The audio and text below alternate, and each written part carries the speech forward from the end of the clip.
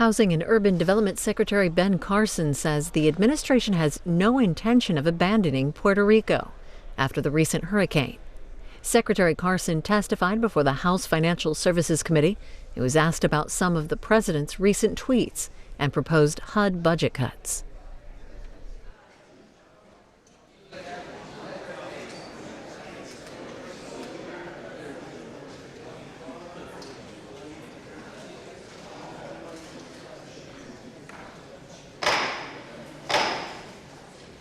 It will come to order. Without objection, the chair is authorized to declare a recess of the committee at any time, and all members will have 5 legislative days within which to submit extraneous materials to the chair for inclusion in the record. This hearing is entitled "The Future of Housing in America, Oversight of the Department of Housing and Urban Development." I now recognize myself for 3.5 minutes to give an opening statement. Today, we welcome the 17th Secretary of the Department of Housing and Urban Development, Dr. Ben Carson, for his first appearance before our committee. Welcome, sir. At least in one respect, he may be among the most qualified individuals to ever serve as HUD Secretary. Why? Because Secretary Carson was raised by a single mother who had a 3rd grade education. He grew up in poor communities in Detroit and Boston. Lived in multifamily housing with boarded up windows and doors, surrounded by sirens, gangs, and murders. Not only does he understand poverty personally and viscerally, he understands what it takes to escape it. And he is passionate about helping others escape as well. He also understands that HUD's approach to eliminating poverty and urban decay too often fails, and thankfully he is committed to changing it. When it was created 52 years ago, HUD was intended to be the main weapon in the war on poverty. Now, 52 years later and $1.6 trillion later, the poverty rate remains basically unchanged. Sadly, despite all this spending, HUD has failed to live up to the noble aspirations of its birth. I do not wish to diminish the valuable work that HUD does. It is an invaluable part of our nation's social safety net, especially tenant-based Section 8 housing for the elderly and disabled. But I remind all that for the able-bodied, there is no better affordable housing program than a growing economy that creates better jobs, bigger paychecks, and brighter tomorrows. After suffering from 8 years of bad public policy leading to a sluggish economy that has been growing at barely half of the historic norm, working Americans deserve better. They deserve fundamental tax reform as proposed by the President and Republicans, a fairer, flatter, simpler, more competitive tax system. There hasn't been any significant tax reform in a century that hasn't grown the economy and grown tax revenues. I remind all, in the first 5 years after the Kennedy tax relief plan was passed, the economy grew by 48% and federal revenues increased by 66%. This growth erased a $5 billion deficit and turned it into a $3.2 billion surplus. When Congress enacted the Reagan tax relief package, the economy grew by 42% over the next 5 years, and federal revenues surged by 28%. Even going back to the Coolidge era, a series of tax relief measures passed during that administration resulted in annual average economic growth of 4.7%. So we've seen it time and time again. When we remove the burdens of excessive taxation and allow the American people to keep more of what they earn, we unleash the potential to create prosperity and opportunity for everyone. That's not economic theory, it's economic history. And it's the very embodiment of affordable housing. And I also wonder, how can one be for affordable housing yet oppose allowing working Americans to keep more of their paychecks?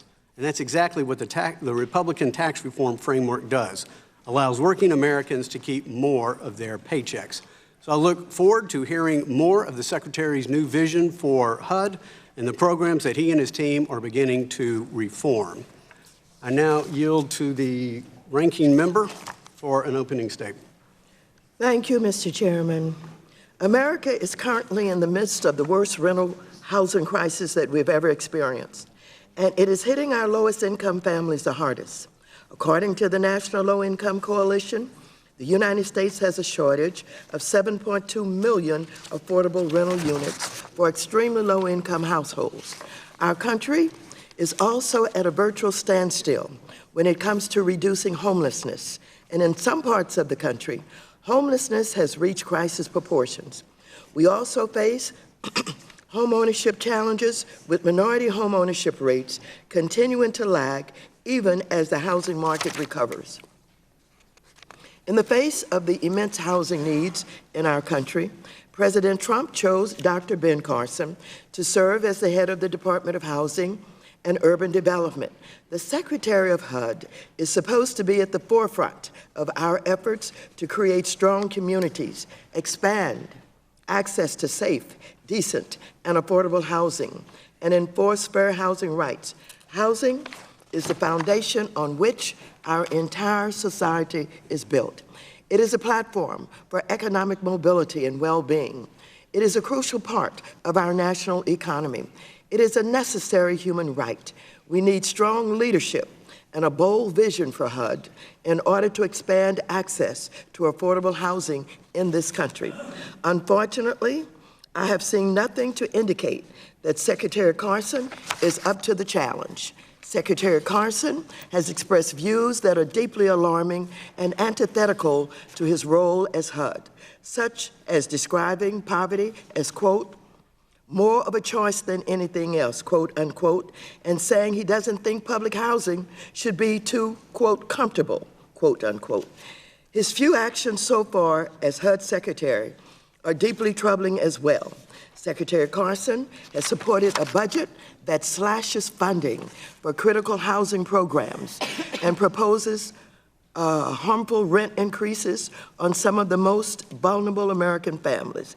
He has also moved to roll back important Obama administration policies and initiatives with little or no explanation. So I am very much looking forward to hearing from Secretary Carson today about his actions so far and his plans for serving our nation's most vulnerable families. I thank you, Mr. Chairman, and I yield back the balance of my time. Chair now recognizes the gentleman from Wisconsin, Mr. Duffy, the chairman of the Housing and Insurance Subcommittee, for 1.5 minutes. Thank you, Mr. Chairman. Over here, Mr. Carson. There we go. Right here. Hi. It's hard to find people. You don't know where we're talking from. Welcome. I don't know if it's secretary or doctor secretary. Welcome. Either way, whatever the proper title is. I think you can tell you're going to be in for an interesting hearing today based on the opening statement of the ranking member. I would note that poor people have been worse off over the last 8 years, and minorities have fared worse than the rest of the population. And I would argue that with a growing bureaucracy, a bigger government, a collectivist mentality, you got the middle class. Poor people get poorer, rich people get richer. It happens whenever you implement these policies. And to go back to a system that gives people a hand up, that helps move them from poverty like yourself into the middle class, one of the greatest brain surgeons the country has seen, is the American dream, is the American story. So I'm looking forward to your testimony today. I know you have a lot of reforms that you want to discuss with us. I'm looking forward to hearing that. I'd also like to hear your vision on, because the prior secretary, when they would look at success of HUD, success was viewed in the realm of how many people do we get into the system? How many people do we help through HUD? Versus the mentality of how many people, not just do I get in, but how many people can I move out of the system? How many people can I get to stand on their own 2 feet? What's the measure of success in HUD? Look forward to your views on housing finance reform, on rural poverty, and my time is up, so I yield back. Time of the gentleman has expired. The chair now recognizes the gentleman from Missouri, Mr. Cleaver, the ranking member of the Housing and Insurance Subcommittee, for 1 minute. Thank you, Mr. Chairman. The future of housing in America strikes me as significant. Thank you for being here, Mr. Secretary. I have opening comments, but I may be of greater value if I just tell you that I sat down with Shaquille O'Neal, to tell him how his father-in-law and I grew up. We grew up 2 blocks apart. I lived at 405 B. Bailey. He lived at 512 in the projects. I ended up getting the opportunity to move out faster than they did. We My father saved money, bought a lot, bought a house, moved the house to the lot I mentioned to you. And I always think, well, what would have happened if nobody had helped my mother and father as they were struggling to make a living for 4 children? I'll end the story because my time is out, just to say that I have 3 sisters, all with degrees, 1 with a PhD. What would have happened if they had ignored us? Housing is important to me. I yield back, Mr. Chairman. Time of the gentleman has expired. The chair now recognizes the gentleman from Michigan, Mr. Kildee, the vice-ranking member, for 1 minute. Thank you, Mr. Chairman. Thank you, Ranking Member Waters. And I'm glad we're having this hearing, Mr. Secretary. I'm glad you're here. The condition of America's cities and towns is a subject that is the jurisdiction of this committee and your department. And I think in neither case, for some time, to be fair to you, preceding your entry into this position, that subject has not gotten nearly the attention that it should. Unfortunately, for decades, important investment in cities and towns, CDBG, the home program, have faced really deep cuts. I grew up in Flint, just around the same time you were growing up in Detroit. We had a similar childhood experience. And a lot of people know Flint now because of this terrible crisis that it's facing, coming out of this poisoning of its water. But the truth behind Flint's story is that it was on the brink of insolvency, largely because the state of Michigan and the federal government had eliminated essential support for the development and redevelopment of those places. I'm anxious to hear how you can square your suggestions to cut further those programs with the sworn oath you took to uphold the mission of the department. Time of the gentleman has expired. Today we welcome the testimony of the Honorable Ben Carson. This is the first time Secretary Carson has appeared before this committee. Dr. Ben Carson, MD, was sworn in as the 17th Secretary of the U.S. Department of Housing and Urban Development on March 2nd, 2017. Secretary Carson earned a bachelor's degree from Yale University and received his MD from the University of Michigan Medical School. Previously, Secretary Carson served as Director of Pediatric Neurosurgery at the Johns Hopkins Children's Center. Without objection, the witness's written statement will be made part of the record. Secretary Carson, you are now recognized to give an oral presentation of your testimony. Welcome. I don't think the microphone's on, Secretary. If you could turn the microphone on. The red light is on. Okay. It's on now. Okay. Thank you. Chairman Hinserling, Ranking Member Waters, members of the committee, thank you for inviting me to discuss the work that we do at the Department of Housing and Urban Development and my plans for fulfilling our mission with fidelity to our congressional mandate and the best interest of the American people. First, please know that right now, HUD is involved in the federal response to multiple hurricanes that devastated areas of Texas, Florida, Georgia, Puerto Rico, and the U.S. Virgin Islands. HUD's team is coordinating with our federal, state, territorial, and local agency partners in the field, providing housing solutions for survivors and helping HUD-assisted clients and FHA-insured borrowers. In the long term, HUD will play a key role in the recovery efforts in these disaster-impacted regions as they rebuild. Helping these communities is and will remain a priority for me and this administration. America has changed greatly since HUD was established as part of Lyndon Johnson's Great Society programs half a century ago, and we must learn to evolve with the country. Many Americans still struggle to find affordable housing. Chronic homelessness continues to plague tens of thousands of our countrymen, and many millions remain mired in poverty rather than being guided on a path out of it. History has made clear that spending more taxpayer dollars does not necessarily create better outcomes. We must constantly evaluate our programs to ensure that we are delivering services effectively and efficiently to HUD's constituents and responding to today's challenges with the best practices and technologies. Since I arrived at HUD in March, it has been my mission to employ the wealth of knowledge held by career staff to improve our services, reform our programs, and remain careful stewards of taxpayer dollars. After several months of hard work, our team has outlined a bold plan for institutional reform and improvement that will better serve all Americans. It's called the Forward Initiative. The policy elements of the Forward Initiative each fall under what we've named the 3 R's. Reimagine how HUD works, restore the American dream, and rethink American communities. First, reimagining how HUD works refers to our internal processes, working conditions, and training. The goal of every improvement made at HUD is to provide better service to those in need.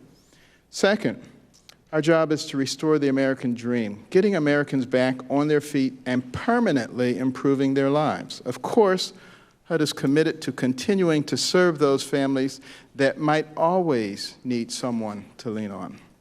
Additionally, we have an opportunity to eliminate veterans' homelessness in America.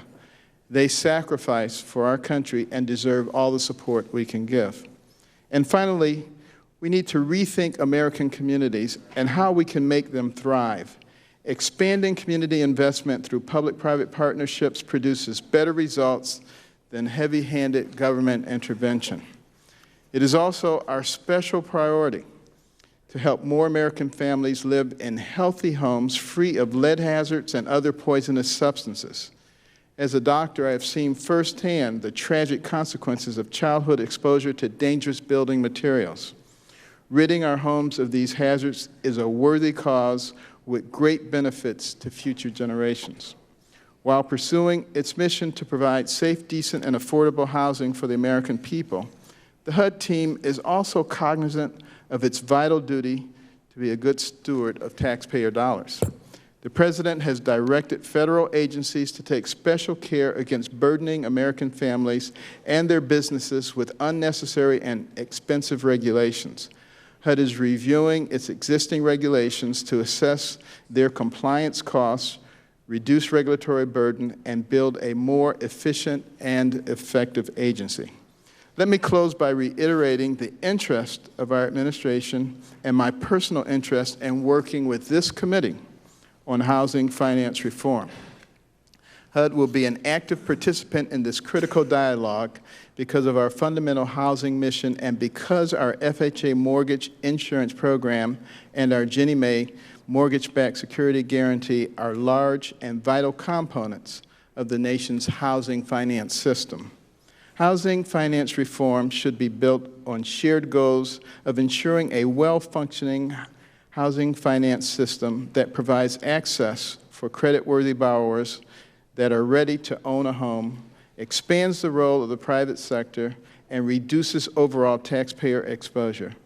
Thank you again for inviting me to testify today, and I welcome any questions. Chair now recognizes himself for 5 minutes for questions.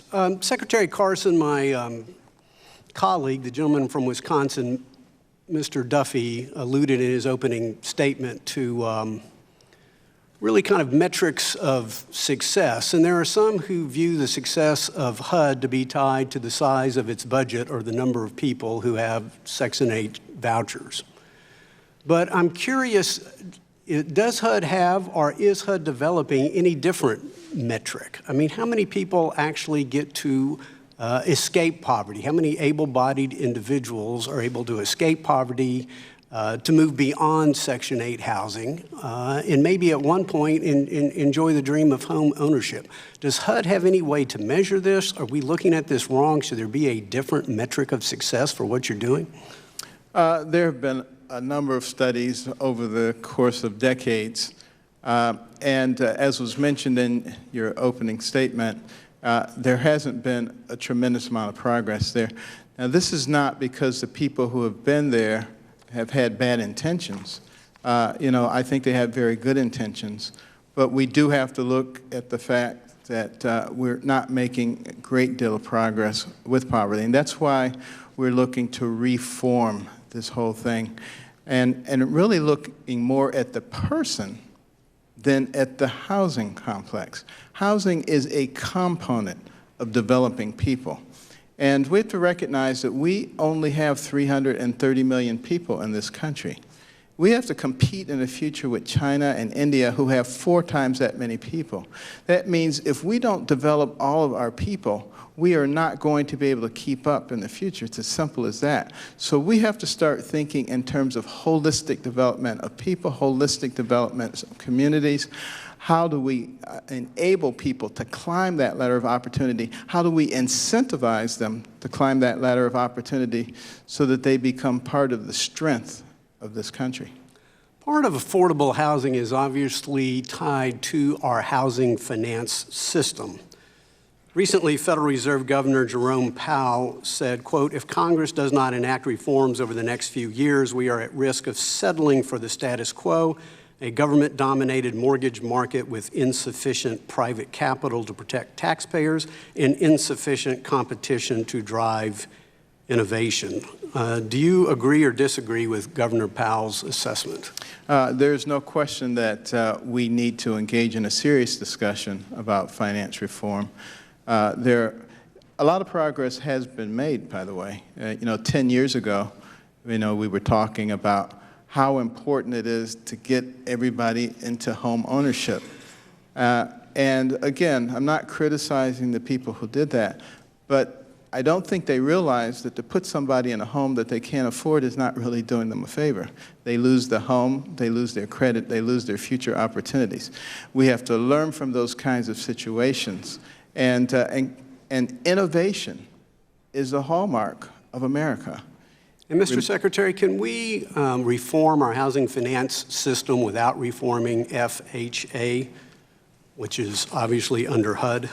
FHA, as you probably know, the largest guarantor of mortgages in the world.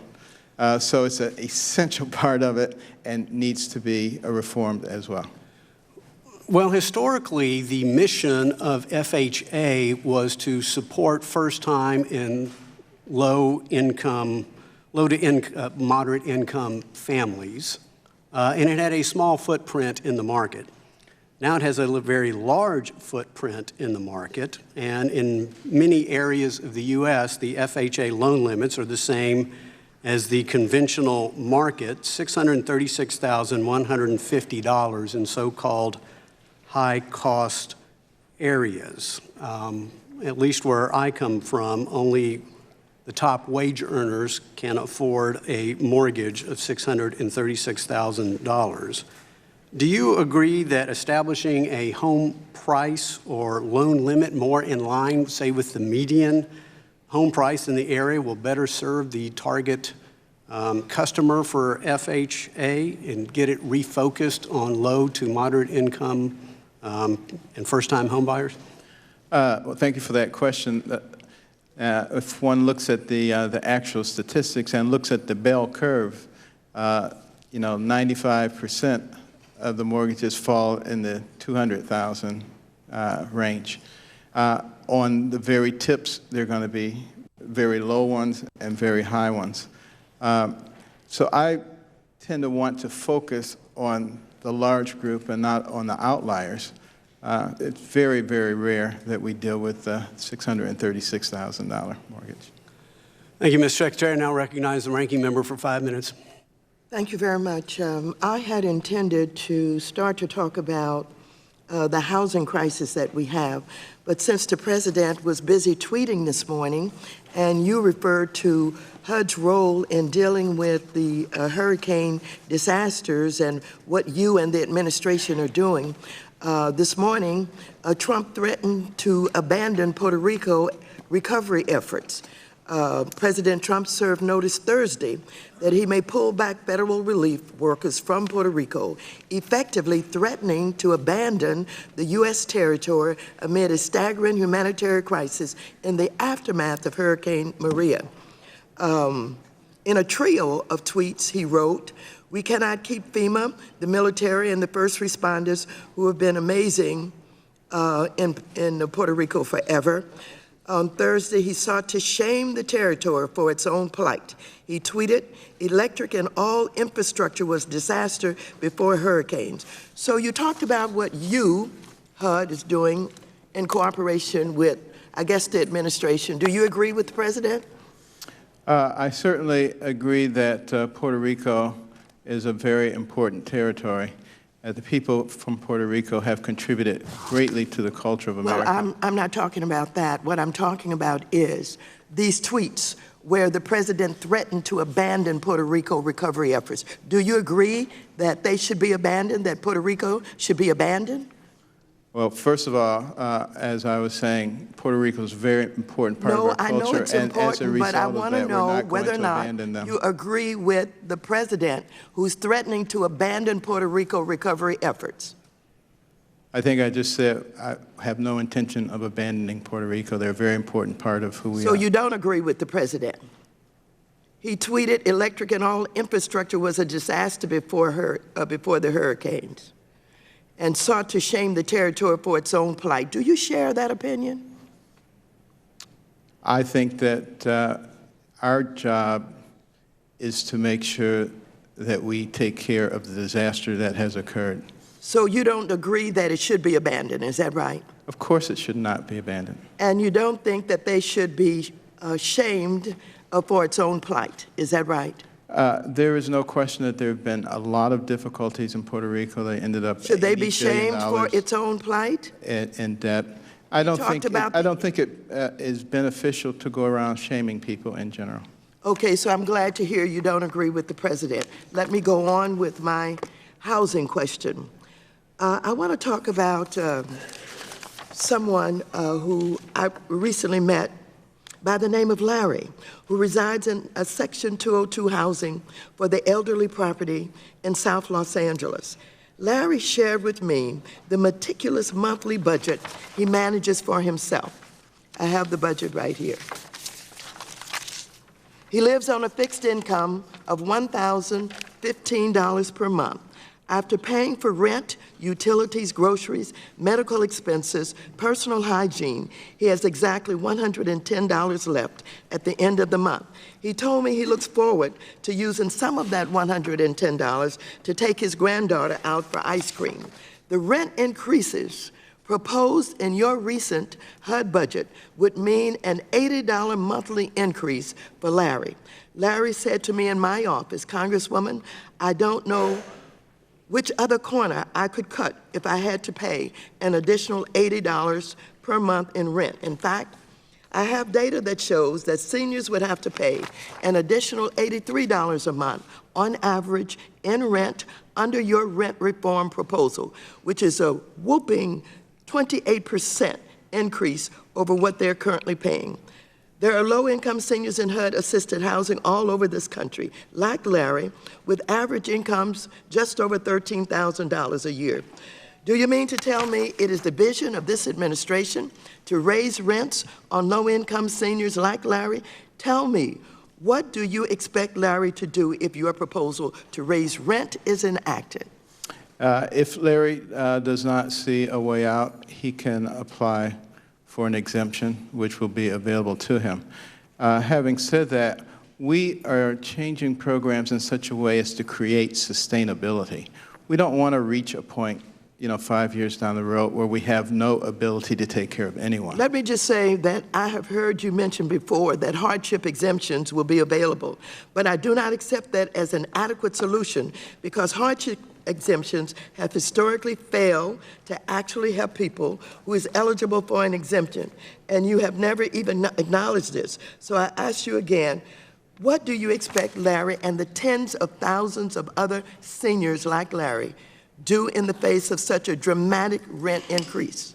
Well, first of all, I think the situation that you just described is not a typical situation. I don't believe that elderly and disabled people will see that large of an increase. That's not the numbers that I have received.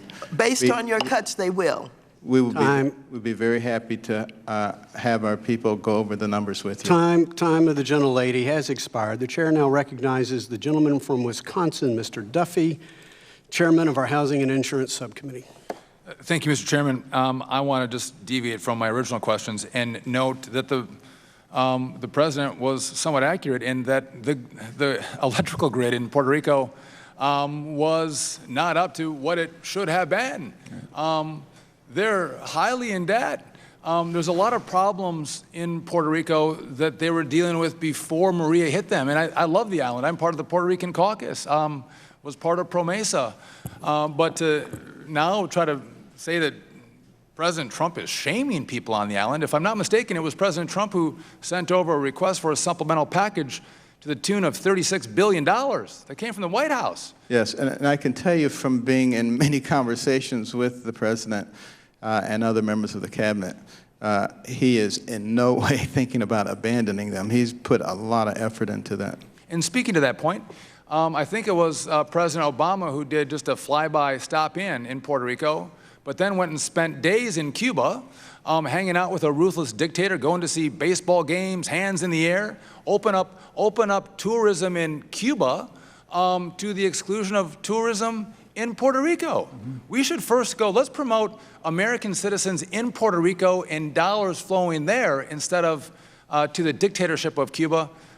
I'm off my questions, but I had to respond to the ranking member's, I think, inaccurate characterization of what President Trump has done on behalf of the good people of Puerto Rico. I want to pivot, and I don't have a lot of time.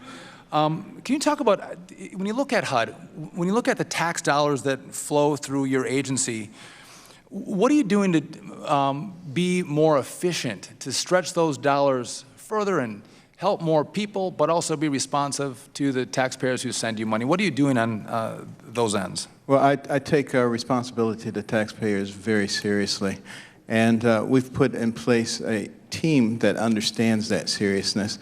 We've hired a COO, a CIO, and a CFO. Hopefully we will get through very soon. It's been named, so that we can begin to look at things from the 30,000 point of view, 30,000-foot point of view, rather than just patching little things that don't seem to work, which has sort of been the way that things have been done in the past. Running it really more like a business, assigning responsibilities to people in all of the different areas so that you don't pass the buck to someone else. Refreshing. I think I heard the ranking member mention this, that people shouldn't be too comfortable in public housing. I think she was quoting you. Yes. What do you mean by that? I thank you for giving me an opportunity to clarify that. We were in a transitional housing setting, and they were getting people out 3 times to 4 times faster than other transitional housing. And I wanted to know how they were doing that. It was because they were concentrating their efforts and their resources on getting people into permanent housing. And I said, that's a very good idea. There was a New York Times reporter there who sort of misinterpreted that, or actually she did a better job, but her editors reinterpreted that to say that Carson thinks that they shouldn't be comfortable. What a bunch of crap that is. Thank you for that. Listen, I don't, I know that poverty is not comfortable, and I know that you know that as well as someone who lived that firsthand, especially growing up. But when we talk about trying to make people comfortable in poverty, as opposed to trying to incent people to get out of poverty and get into the middle class, if you look at your own life experience, would you be better off if you and your mother and your family had been made comfortable to stay where you were in public housing and in poverty, or to incentivize you to become the great doctor and now secretary that you are? Well, I can tell you that at the time when my mother was pushing us, I would have preferred to somebody make me comfortable there. I didn't want her make me read these reports and give her all these reports. But in retrospect, you know, by reading, particularly about successful people in all endeavors, I began to realize what is necessary, and to realize that the person who has the most to do it, what happens to you is you. And what we have to do is help more people to not only recognize that, but to give them the means whereby they can take advantage of the opportunities that exist in our society. I don't have much time, and we talked about this in the past, but I just want to make this note. I'm concerned in rural America. How programs impact low-income, homeless people in rural America as opposed to urban America, where there's better structures and I think more money flows. But poverty in rural America is just as dangerous and treacherous and sad as in urban America, and making sure there's some equity between the two. I look forward to continuing to work with you on how we can address these issues in rural America. And thank you for your time and your service. I yield Time back. of the gentleman has expired. The chair now recognizes the gentleman from New York, Mr. Meeks. Thank you, Mr. Chairman. Mr. Secretary, good to see you. You too. Let me first just say that Puerto Rico needs all the help that it can get. And we need to make sure that we're doing what we need to do. And I would also say that the U.S. Virgin Islands, because I didn't hear you mention, but the U.S. Virgin Islands cannot be forgotten about. Puerto Rico, the U.S. Virgin Islands are American citizens, and we need to do all that we can to make sure that the conditions that they're in, due to no fault of their own, but this national disaster, that HUD does what it can to make sure that these individuals get back on their feet. Agreed. Now, our life story is somewhat similar. I grew up in public housing, which is very important to me. And the opportunity to move on, it was great in the sense that there was, looking for home ownership. And I know, and I think that you said during your testimony that there has not been a tremendous amount of progress at relieving poverty with housing programs. I could tell you that if it wasn't for housing programs, I probably would still be in poverty. And I could name friend after friend after friend who grew up in the same public housing development that I did, who no longer lives there, who would be in poverty if it wasn't for a housing program, a decent place to live over their heads, et cetera, which is HUD's mission.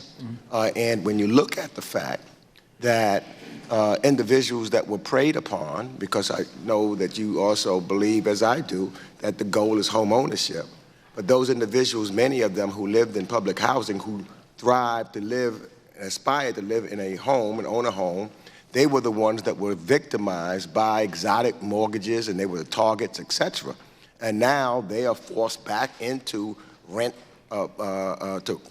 their apartments and homes, and need housing programs so that they can continue to have a roof over their head so that they can get out of poverty.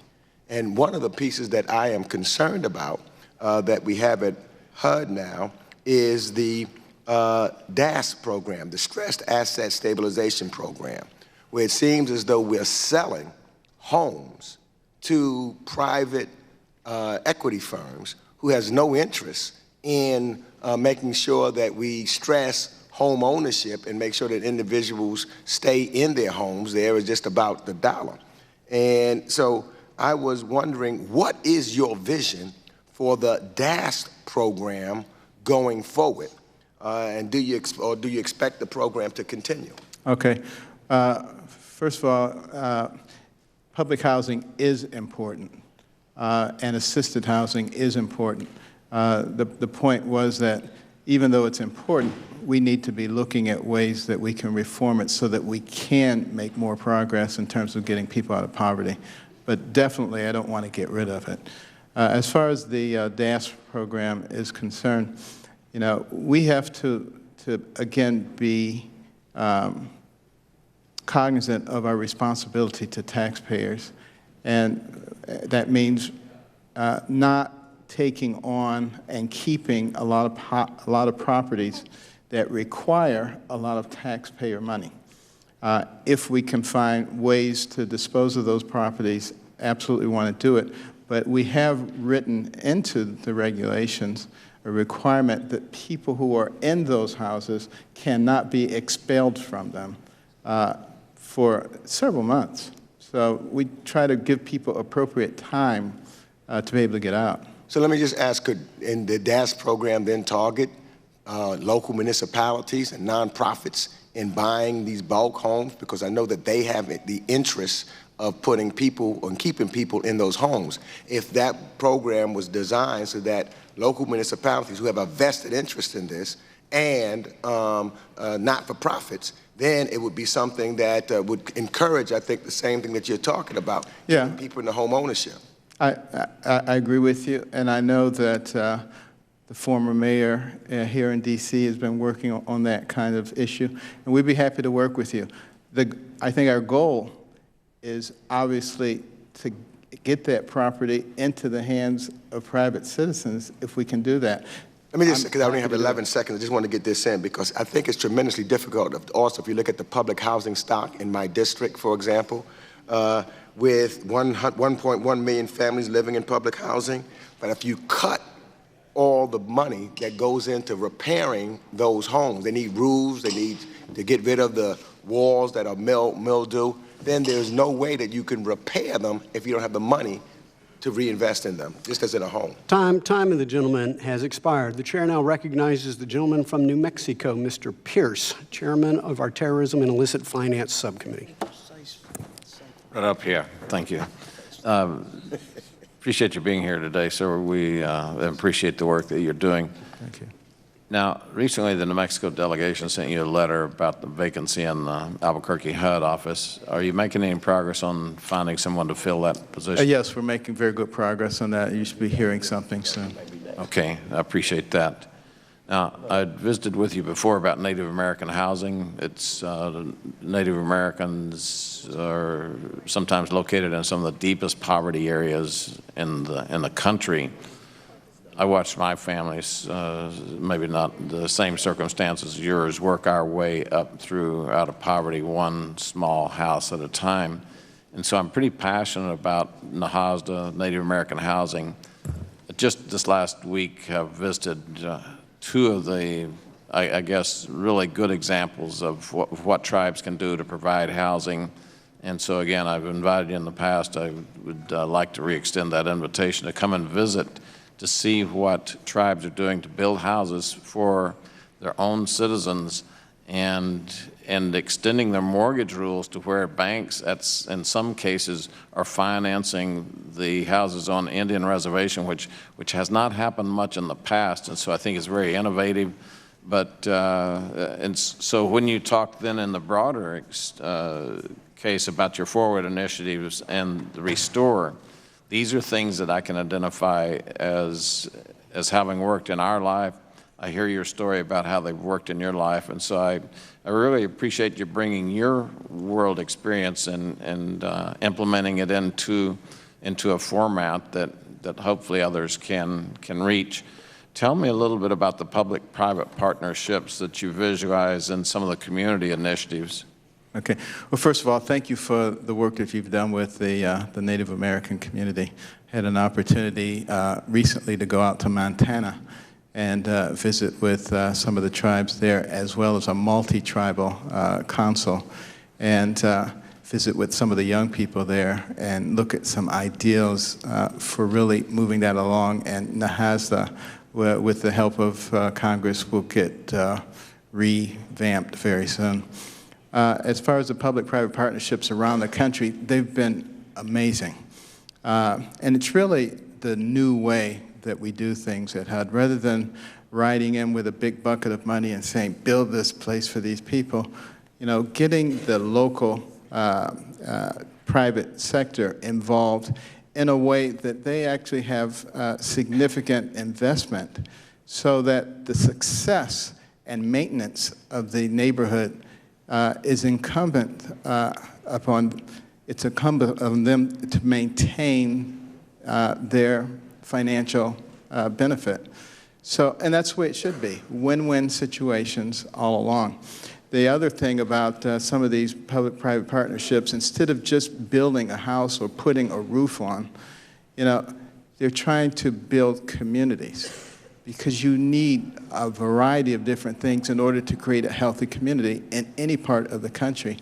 And, you know, hopefully later on I'll have an opportunity to talk a little bit about the Envision centers that we are working on, hopefully be open the first one in a couple of months, that will really add a lot to complete communities. Thank you, sir. Being a veteran myself, I noted that you said that you were concentrating on eliminating veteran homelessness. Can you give me a little bit more specifics on what's going on in that program? Yeah, over the last relatively short period, homelessness for veterans has been decreased by 47% and is still going down. We're working with the Veterans Administration as well as across multiple agencies, because I believe that that is something that we can completely eliminate. The HUD-VASH program has been very successful. In fact, we had extra vouchers left over last year. One of the things that I think would be very helpful to us working with your committee is having less restrictions on how we can distribute those vouchers, because there's some places where there's absolutely no one who needs them and other places where they do need them, and we need the flexibility to be able to transfer them to the appropriate places. Thanks, sir. Mr. Chairman, I see my time has expired. I yield back. Gentleman yields back. The chair now recognizes the gentleman from Massachusetts, Mr. Capuano, for 5 minutes. Mr. Chairman, thank you, Mr. Secretary, for being here. I'd like to yield my time to the ranking member, Ms. Waters. Thank you very much, Mr. Capuano. I have serious concerns about the potential conflicts of interest with regard to HUD funds that are contributing to the profits of multifamily developments owned in part by the President and his son-in-law, Jared Kushner. Do you think it's appropriate that the President and his family are profiting from federal government funding intended to support low-income families? If you can give me a specific example, I can address that question. Well, I want to know if you think it's appropriate that the President and his family are profiting from any federal government funding intended to support low-income families. I don't think it's appropriate for public officials in general to do that. Okay. Do you stand by the President's decision not to divest himself of his interest in properties that receive HUD funding? I think the best thing to do is tell me specifically what you're talking about, and then I can address it. What have you done to ensure that HUD is properly handling these unprecedented conflicts of interest? Again, if you can tell me what the specific thing is, I can address it. These properties that are owned in part by the President or Mr. Kushner are also reportedly in very bad condition. You know Starrett City, don't you? Yes, I know of it. For example, which is part owned by the President. You know that, don't you? I do know that he has and a you know it has small received part ownership increasingly of that. declining HUD inspection scores. You know that too, don't you? Do I know what now? That it has increasingly declining HUD inspection scores. I know that there are problems there, yes. But specifically, do you know that Starrett is a problem, that they have received increasingly declining HUD inspection scores? Do you know that? I know what is necessary to know as the Secretary of HUD regarding that. Do I know all the numbers about Starrett? No, I don't want you to know all the numbers. All I want you to know is about Starrett. Starrett, everybody kind of knows a lot about Starrett, and it's partially owned by the President. You are the HUD Secretary, and you're in a conflict of interest situation. And I just want to make sure you understand what you are overseeing. Do you know that they have declining HUD inspection scores? I know that they've been having difficulty. Okay, so you know that they have not passed inspection. What are you doing to ensure that these HUD residents are not suffering as a result of poor management and lack of investment by its profit-motivated owners? Well, of course, we oversee the PHAs that are involved with that and work with them, as we do with the ones all around the country. We've learned that the owners of Starrett City, the biggest project-based Section 8 contract in the country, of which Trump is part owner, are planning to sell the property. This sale is already rife with controversy as infighting between the ownership is playing out in public. To date, we have no knowledge of how HUD approves the transfer of Section 8 contracts when a property is not FHA insured or HUD held as Starrett City is, because HUD has not published its process. HUD has the ability here to insist upon things like robust tenant protections and longer affordability requirements, but the process is frankly unknown. Have you gotten involved with this? It's a big issue. We have a very well-formulated group that deals with these kinds of issues. And they will deal with this one in the same way that they deal with all such issues. There won't be anything that's done differently here than has been done. They have not kept you appraised of what they're doing? Excuse me? Are you satisfied with the progress that they're making? They will handle this as they have handled all things. So you don't know. They have not kept you appraised. You don't know whether or not the process is working. So I would like a full accounting of the process that your department is planning to employ, including all decision points and who will make them should this process move forward. And so I want you to commit to that because, again, this is a big project that's owned partially by the President of the United States, and I want to know how this sale is going to work, what kind of protections these tenants are going to have, and you should keep yourself appraised of it because I'm going to want to know, as others will want to know, how it is progressing. We'll be happy to work with you and your staff to disseminate that information. Time of the gentlelady has expired. The chair now recognizes the gentlelady from Missouri, Ms. Wagner, chairman of our Oversight Investigation Subcommittee. Thank you, Chairman Henserling, and thank you, Secretary Carson, for your testimony this morning, for being here. Welcome. We know that you've been on the job for just a brief 5 or 6 months. We're glad to have you in front of the committee for the first time. As you know, the Community Development Block Grant Program, CDBG, is HUD's third largest program. But what is often forgotten is that the CDBG Disaster Relief Program, which is designed to help communities and neighborhoods recover from costly disasters. While the committee has long been concerned by the previous administration's misuse of Community Development Block Grant disaster relief funds, it is important to note that Congress recently provided the program with $7.4 billion in funding.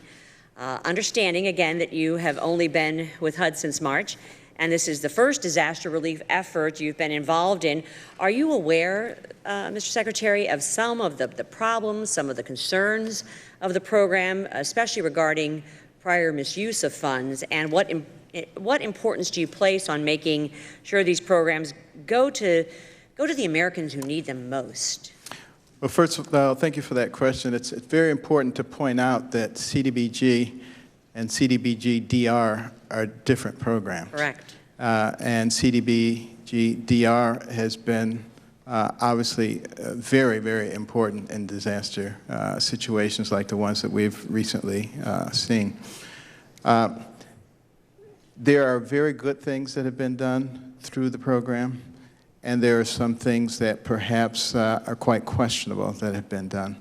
It doesn't mean that we are not recognizing the things that are good that have been done and the things that need to be done in terms of infrastructure and redevelopment and development of communities. And those things will continue to be done without question. So, you know, I'm not questioning the things that have been effective and that have worked. We're questioning the things that have wasted taxpayers' money, and we have a way of reforming those things. Wonderful. I'm glad to hear that. Mr. Secretary, as the chairman of the Oversight and Investigations Committee here on Financial Services, we're going to be looking into the program and even a potential upcoming hearing, and I just ask for your commitment and cooperation to work with with this committee on finding those very solutions that will improve effectiveness, efficiency, and probably most importantly, taxpayer accountability regarding the Community Development Block Grant Disaster Relief Program.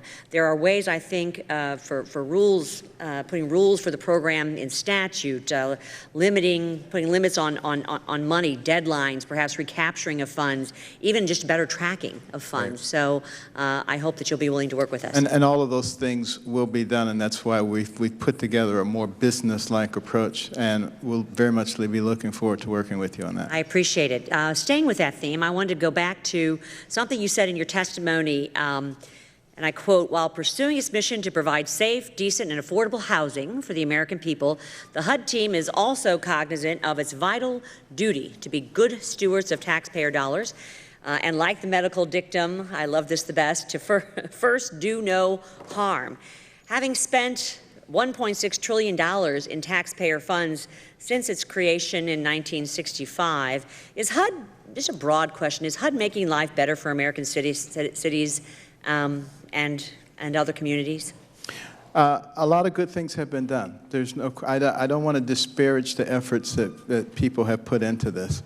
But I see all the things that have been done before as stepping stones to help us to get to where we want to be. And, you know, I have a tendency not to spend a lot of time disparaging people. Well, I appreciate that. I'm interested to know how HUD, what your perspective is on measuring success beyond the number of programs it serves or creates or the amount of money spent.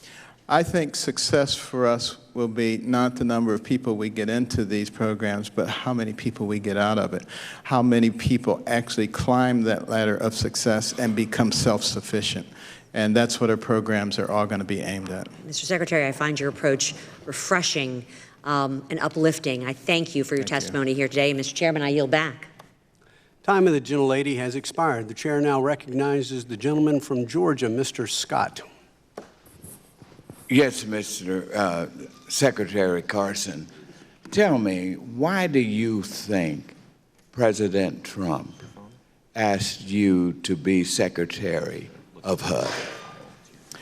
Probably because before I endorsed him, we spent a lot of time talking about what was happening, particularly in some of our disadvantaged communities, and how we really needed to recognize that if we're going to succeed as a nation, all of those people have to succeed as well.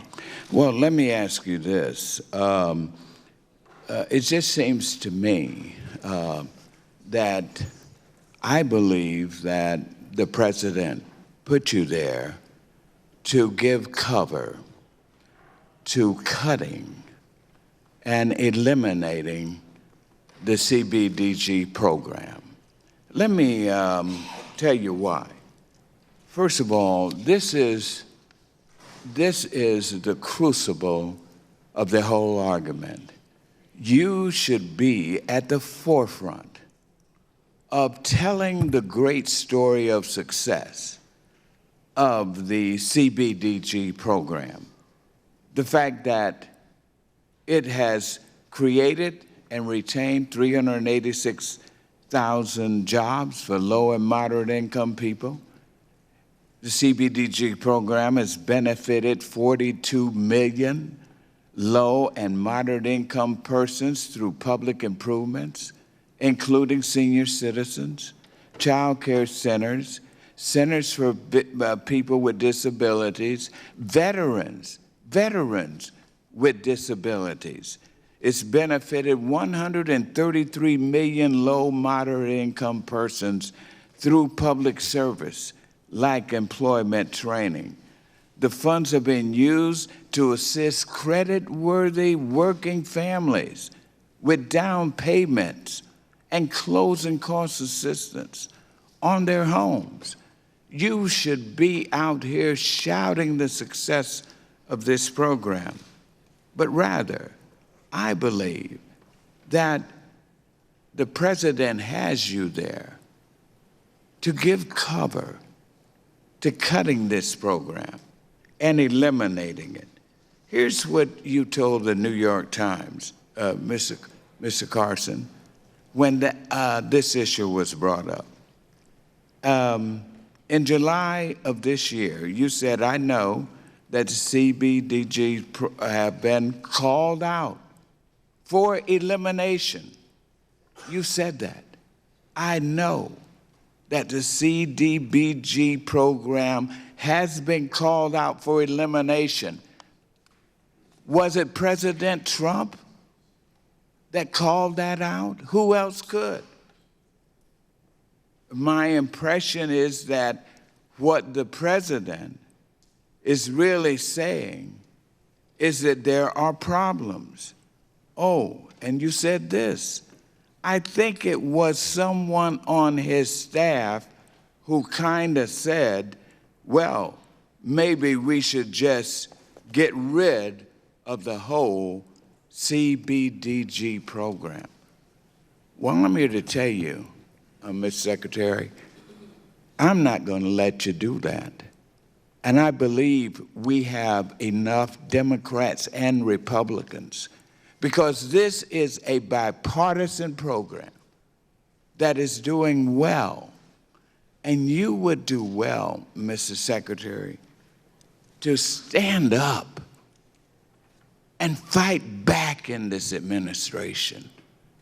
It needs help when it comes down to dealing with hurting Americans. And you are in this position, being secretary, not just because of what you said, well, even if we cut these funds, I believe that the American people are a compassionate people. Well, Mr. Secretary, you should know better than anyone that compassion alone won't do it. It wasn't compassion alone that got you sitting where you are right now. Somebody had to give you and your family and others a financial helping hand. We need you to speak up and fight back in this administration. Talk that talk. The time of the gentleman has expired. The chair now recognizes the gentleman from Missouri, Mr. Luca Meyer, chairman of our Financial Institutions Subcommittee. Thank you, Secretary Carson. I'm over here. Welcome.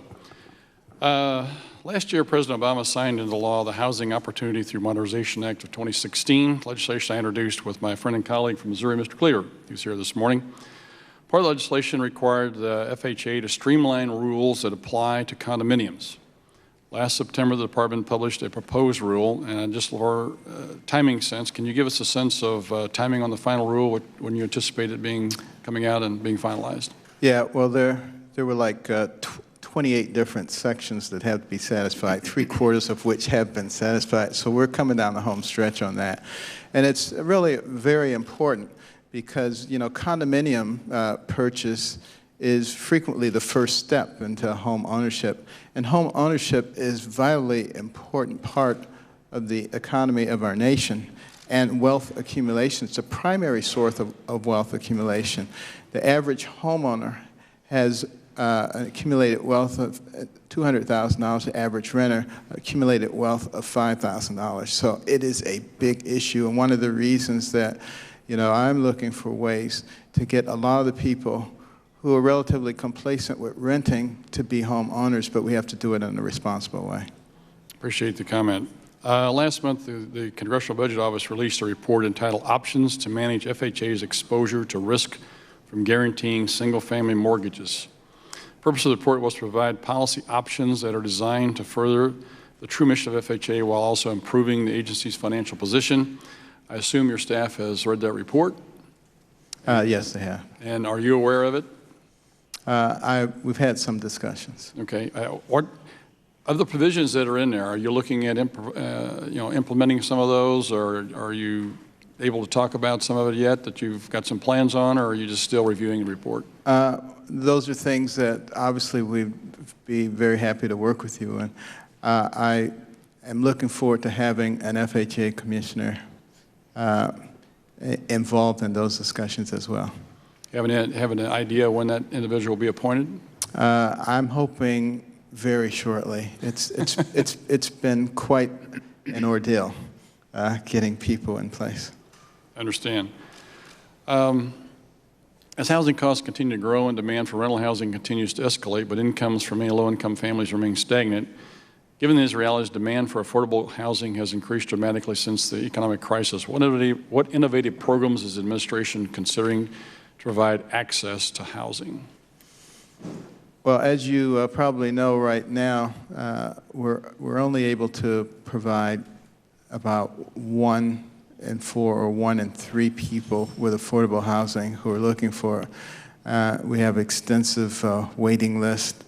And one of the things that is really helping to cut down on the backlog of people are some of these public-private partnerships, particularly through the RAD programs, that have taken these places that have these big backlogs of capital improvements that need to be made, and by partnering with the private sector and through LIHTC and things of that nature, creating vast numbers of affordable units. I was in Florida, in Miami recently, Liberty Square, where they are demolishing 700 units and replacing them with 1,600 units, which are very nice and are complete neighborhoods. Those are the kinds of things that will help us to make progress, and will make progress a lot faster than we did with the old model. I've only got a minute left, but I was just kind of curious. You know, you talked about the hurricane relief that you're working on and providing some housing solutions. Could you elaborate a little bit more on that and explain? We've had 3 major storms here and had another storm hit last week. How is your agency providing relief and help for those folks? Well, this is an unprecedented situation that has occurred with this level of hurricane activity so close, one after another. We've been involved with each thing even before it hit. We had people on the ground, volunteers on the ground, assessing what the needs are. How many people do we have who've been displaced? How many units are there? In Puerto Rico, for instance, there's 203 multifamily units with over 2,100 units, and the vast majority of those are assisted housing. Finding out what happened to those people, where are they located, and how can we get them most quickly back into things. The initial response is through FEMA, and we work very, very closely with them. We rely upon their numbers to help with the long-term recovery aspects of what we do. Thank you very much. My time of the gentleman has expired. The chair now recognizes the gentleman from California, Mr. Sherman.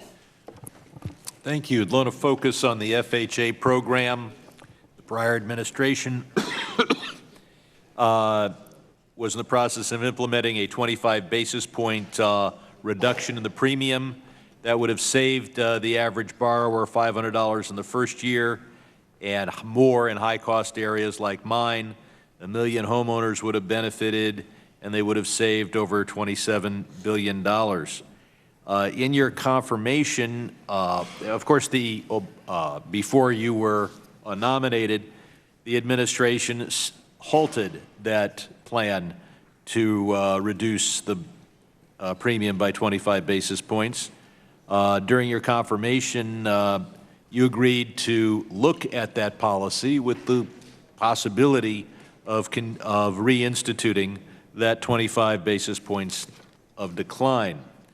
We also see that back until 2013, you stopped making premiums when you reached a loan-to-value ratio of 78%. You had 22% equity in the property, and at that point, it was thought you did not need insurance to make insurance premium payments.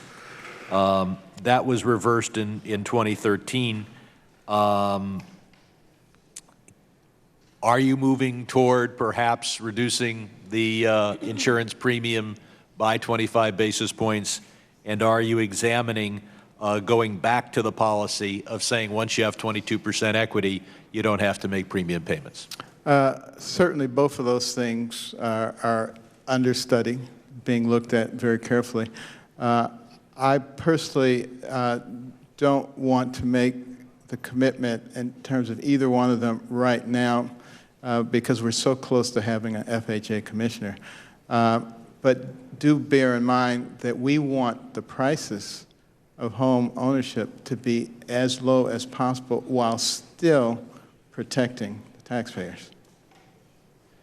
And how will the recent reverse mortgage changes impact the Mutual Mortgage Insurance Fund, the FHA Insurance Fund? And do you expect additional changes to the reverse mortgage program? When the reverse mortgage program was initiated, I think it was done with very good intentions, but without really looking down the pike, and people were taking out much larger amounts of their equity in the beginning than was sustainable. And this was leading to a lot more problems than it was helping. It's also resulted in a much higher default rate, and that's been a big drain on the MMIF.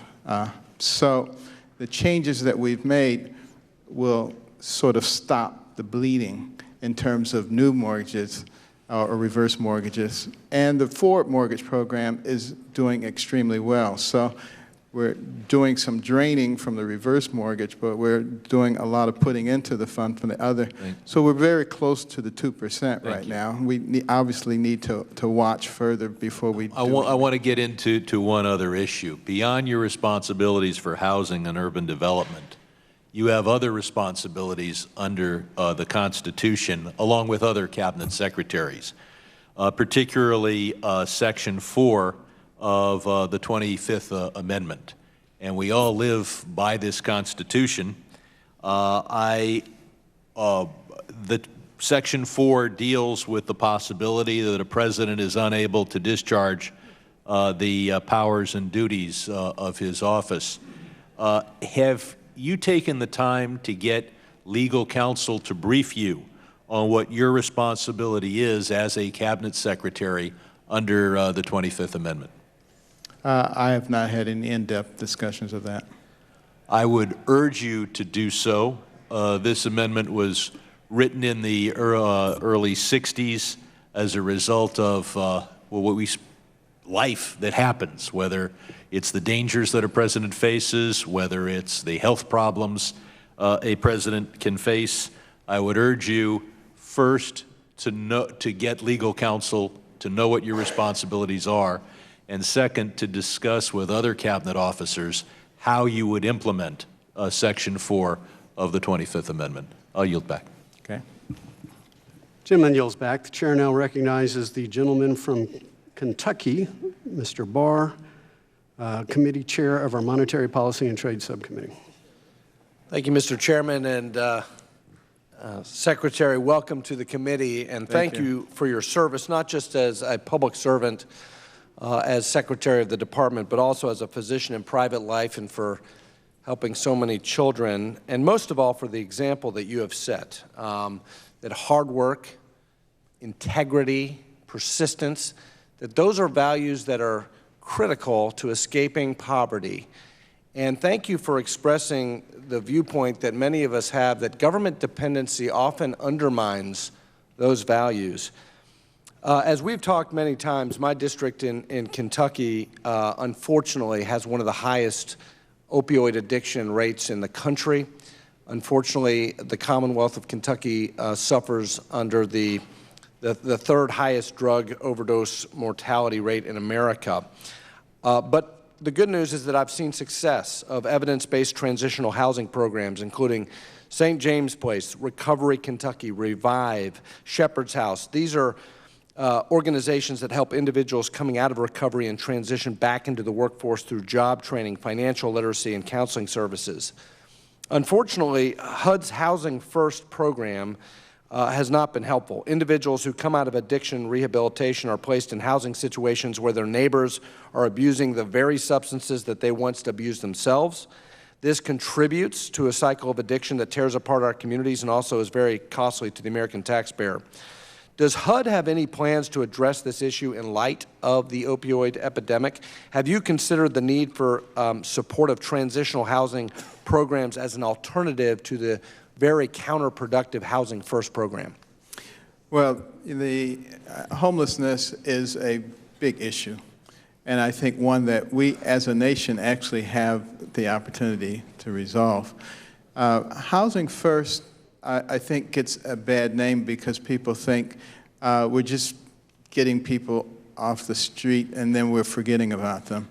And maybe some people have done it that way. We're not doing it that way now. We believe in housing first, housing second, and housing third. Housing first, you get them off the street because, you know, you leave them under that bridge for a year, they're going to end up in an emergency room, frequently end up getting admitted. A week's admission costs as much as a year or more of housing, so that really doesn't help us very much. And there are a lot of statistics I can give you in terms of how much they cost when you don't house them versus when you do. But so you get them housed first. Secondly, you diagnose why they were in that condition. That's critical. And in housing third, you fix it. So, you know, I don't think it's appropriate just to get them off the street and forget about them and move on to the next project. Well, thank you, Secretary, for that answer. And I also appreciate your desire to see greater flexibility in HUD-VASH and seeing the success in HUD-VASH. St. James Place, my district, I've invited you to come see what they're doing with HUD-VASH. The flexibility that you're requesting, we want to help you with that because organizations like St. James Place are using the HUD-VASH program to great success, requiring work, requiring sobriety, helping these people, not just measuring success by how many veterans they're housing, but how many veterans are leaving and graduating that program. And again, I want to invite you to come see the good folks at St. James Place in Lexington, Kentucky. Dr. Carson, I introduced an amendment on the House floor last month to stop overreach by your department, and that amendment prohibited HUD from using funds to implement, administer, or enforce 3 HUD actions inconsistent with statute and negatively impacting manufactured housing. As you can imagine, in rural Kentucky, manufactured housing is a terrific affordable housing opportunity for many of my constituents. As the leader of HUD that regulates manufactured housing, can you undertake an effort to comprehensively review all of these regulations impacting manufactured housing and direct your team to utilize this information so that any new regulations do not have unintended cost consequences? Yes, we have a regulatory reform committee that has been formed at HUD for just purposes like that. Well, thanks for that. And finally, while we all abhor discrimination, the prior administration enacted regulations that you described in a 2015 Washington Times op-ed as government-engineered attempts to legislate racial equality that create consequences that can make matters worse. This is, of course, the disparate impact regulation. Is HUD actively working to ensure to revise that 2013 rule to avoid the problems you outlined in your article? We are making things logical, making things make sense. So, you know, the Fair Housing Act of 1968 was one of the greatest pieces of legislation ever. I'm a big fan of it, and certainly don't want any discrimination of any type going on under my watch. But we also don't want regulatory burdens to impede our ability to get things done, and we don't want to penalize small municipalities that don't have the ability to hire consultants and do all kinds of things to comply with those issues. Logic takes time of the gentleman has expired. The chair now recognizes the gentleman from Missouri, Mr. Cleaver. Thank you, Mr. Chairman. Again, thank you, Mr. Secretary, for being here. And I don't want to be melodramatic, but when I was elected, I didn't, you know, the press said, what you want to do? And I don't want to be a speaker. I don't want to be assistant speaker. I don't want to be the person in charge of trash, whatever. All I wanted was to be on the subcommittee on housing. Only thing that was my biggest aspiration coming to Congress.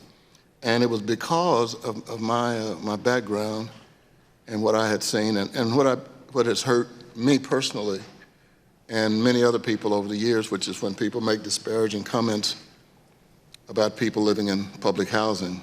I mean, you and I grew up very similar, so you know that's not something that can give you a great joy. My father, living in his home today, my goal is to never let him know ahead of time that he can watch us on C-SPAN, because I don't want him, having done all the work he did to get 4 kids out, to hear some of the things that people unintentionally say. Because this is the house I lived in for 7 years. 6 people, my mother, my father, and my 3 sisters. 7 years. My father worked 3 jobs, like a lot of the other people in our community. 3 jobs. Willie Taylor, Tommy Nelson, Katie Boston, Percy Cleveland, Troy Kreiner, classmates of mine. Their parents were doing the same thing. I've never heard a person as of today say, boy, I can hardly wait to get my own public housing unit. This is a serious thing to me and my family and a lot of other people. My goal is to do something before I leave here, more than I've done, and hopefully can inspire others to want to do something, to do some major overhauls of some of our policies. And Mr. Luke DeMauer and I were able to do 3,700 together, and I want to ask you a question about that. But I want it to be known that helping one family will not change the world, but it will change the world for that one family. And people want help, and they need it from time to time. If you look at 17 in Genesis, when Abram left Ur to the land, going toward the land of promise, he stopped at a place called Haran. Many theologians call that the halfway house. He stayed there until he could find a better route to get to the promised land. Public housing is Haran. A lot of people stay there until they can get someplace else. My father sent my mother to college when I was almost in the 7th grade.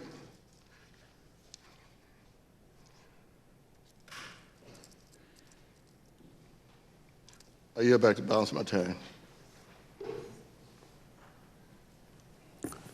Gentleman yields back. Chair now recognizes the gentleman from Michigan, Mr. Huizinga, Chairman of our Capital Markets Subcommittee. Dr. Carson, up over in this corner, over here, to your right, a little further to your right here. Oh, that right. Yes. I know with the configuration it's sometimes difficult. And I see my colleague has just left, and I know it was very emotional for him. I think this is a very emotional issue for a lot of us. In my family, I have a father who was born in 1921. He passed away a year and a half ago. A mother was born in 1931. They lived through the Depression. My mother lived in Flint. That's where she was born and raised. Recently, with the Flint water crisis that was going on, I went and visited. I asked my mom for a couple of the addresses where her family had moved around to. And I had, getting choked up myself, I had my 4th son with me, who was 13. And I stopped. I stopped the car in front of the houses, the main house that my mother grew up in. And I had cousins and uncles and aunts that all lived there. In fact, I had one of my cousins frankly reprimand me and ask me, what in the world were you doing in that neighborhood? I know how hard people have worked to get out of those situations. I saw it. I witnessed it. I've seen it with my own mom as well. And it pains me that my colleague, my friend, has felt that he has heard disparaging remarks about those who live in public housing. That was his quote. I wrote it down. And he said, and this is the inspirational part, a lot of people stay until they can get somewhere else. And I know that's my goal. I believe that's his goal. I trust that that's your goal as well. And I think the question and the debate that we have is, how do we get that to happen? How do we allow that? Because as I've seen some of your discussions, and we've had a chance to talk in the past, not everybody takes advantage of those opportunities to move ahead or to get out of a particular situation.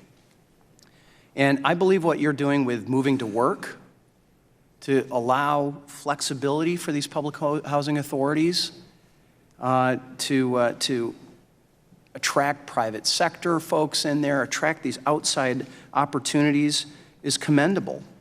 And it's my understanding that about 55% of able-bodied adults receiving housing assistance are working. And that to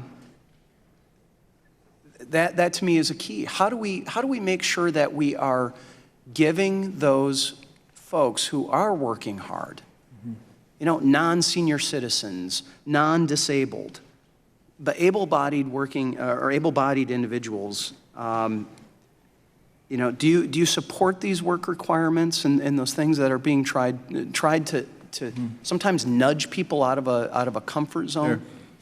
Well, thank you for asking that question. You know, we all come at this from different angles and different life experiences. But, you know, when you really sit down and talk to people from all these different places, we all really have similar wants and desires. We allow ourselves sometimes to be manipulated into thinking that we're enemies. We're not enemies.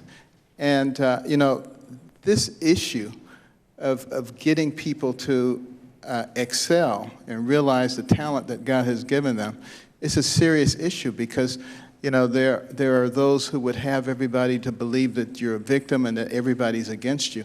We need to be concentrating on how can we actually get people to climb that ladder of opportunity. We have to recognize things like education. It doesn't matter where you come from or what your background. If you get a good education in this country, you're going to write your own ticket. We need to emphasize that. That needs to be integrated into our living situations as well.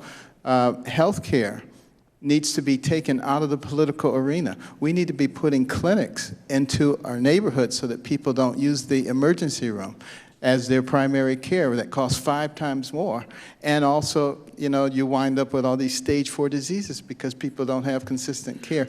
All of these kinds of things we can solve if we as Americans are willing to work together and not allow ourselves to be polarized. In the closing seconds, I believe that we need to look at how current housing assistance programs either incentivize that or hinder that opportunity, and hopefully you'll be able to talk more about that. Absolutely. Thank you. Time of the gentleman has expired. The chair now recognizes the gentlelady from New York, Ms. Velasquez. Thank you, Mr. Chairman. Dr. Carson, I'm here. I'm the only member who is a Puerto Rican American citizen who sits in this committee. So since I don't have the President Trump in front of me, I just would like for you to let him know how shameful all the tweets that he put out this morning, how offended and insulted I am as an American citizen. And I would like to suggest that the President get some history lessons regarding the Puerto Rican relationship with the United States. In 1898, American troops invaded Puerto Rico. American troops took over Puerto Rico. In 1917, so Puerto Ricans didn't invite the United States Armed Forces. It was invaded. So with that invasion comes responsibility.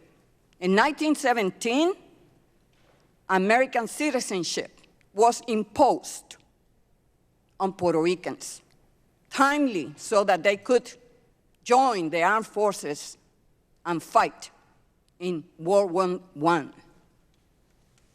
So, those tweets are unprecedented.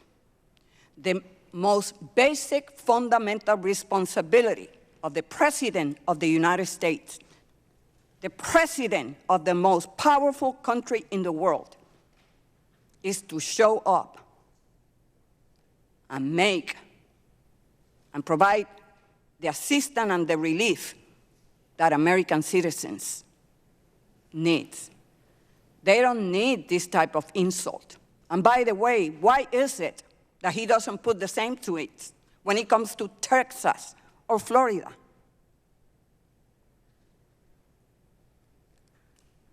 You invaded Puerto Rico.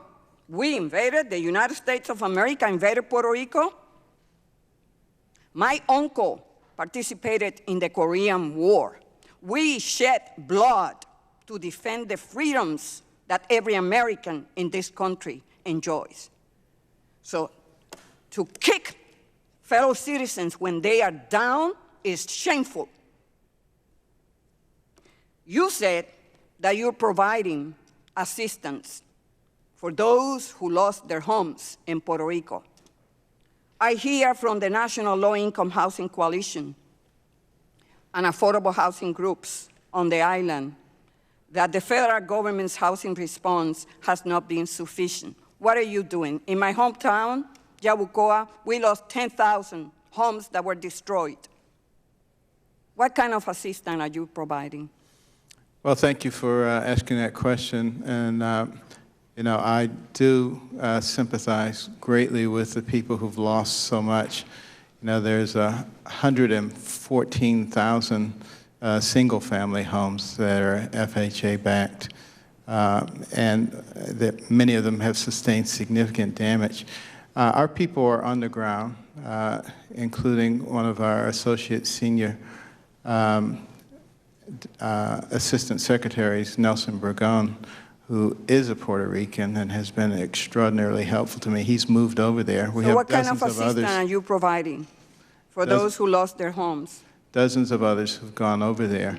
And what we are providing are insurance for those who've lost their homes through Section 203H, 203K for rehabilitation of homes.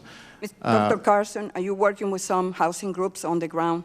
And I will be going to Puerto Rico myself next week. That's great, but that doesn't provide the assistance that they need today. People are dying. I'm very... And it's the raining season in Puerto Rico. I understand that FEMA promised to bring parts for roof that were lost. It's the raining season. People are dying today. FEMA is the first responder there.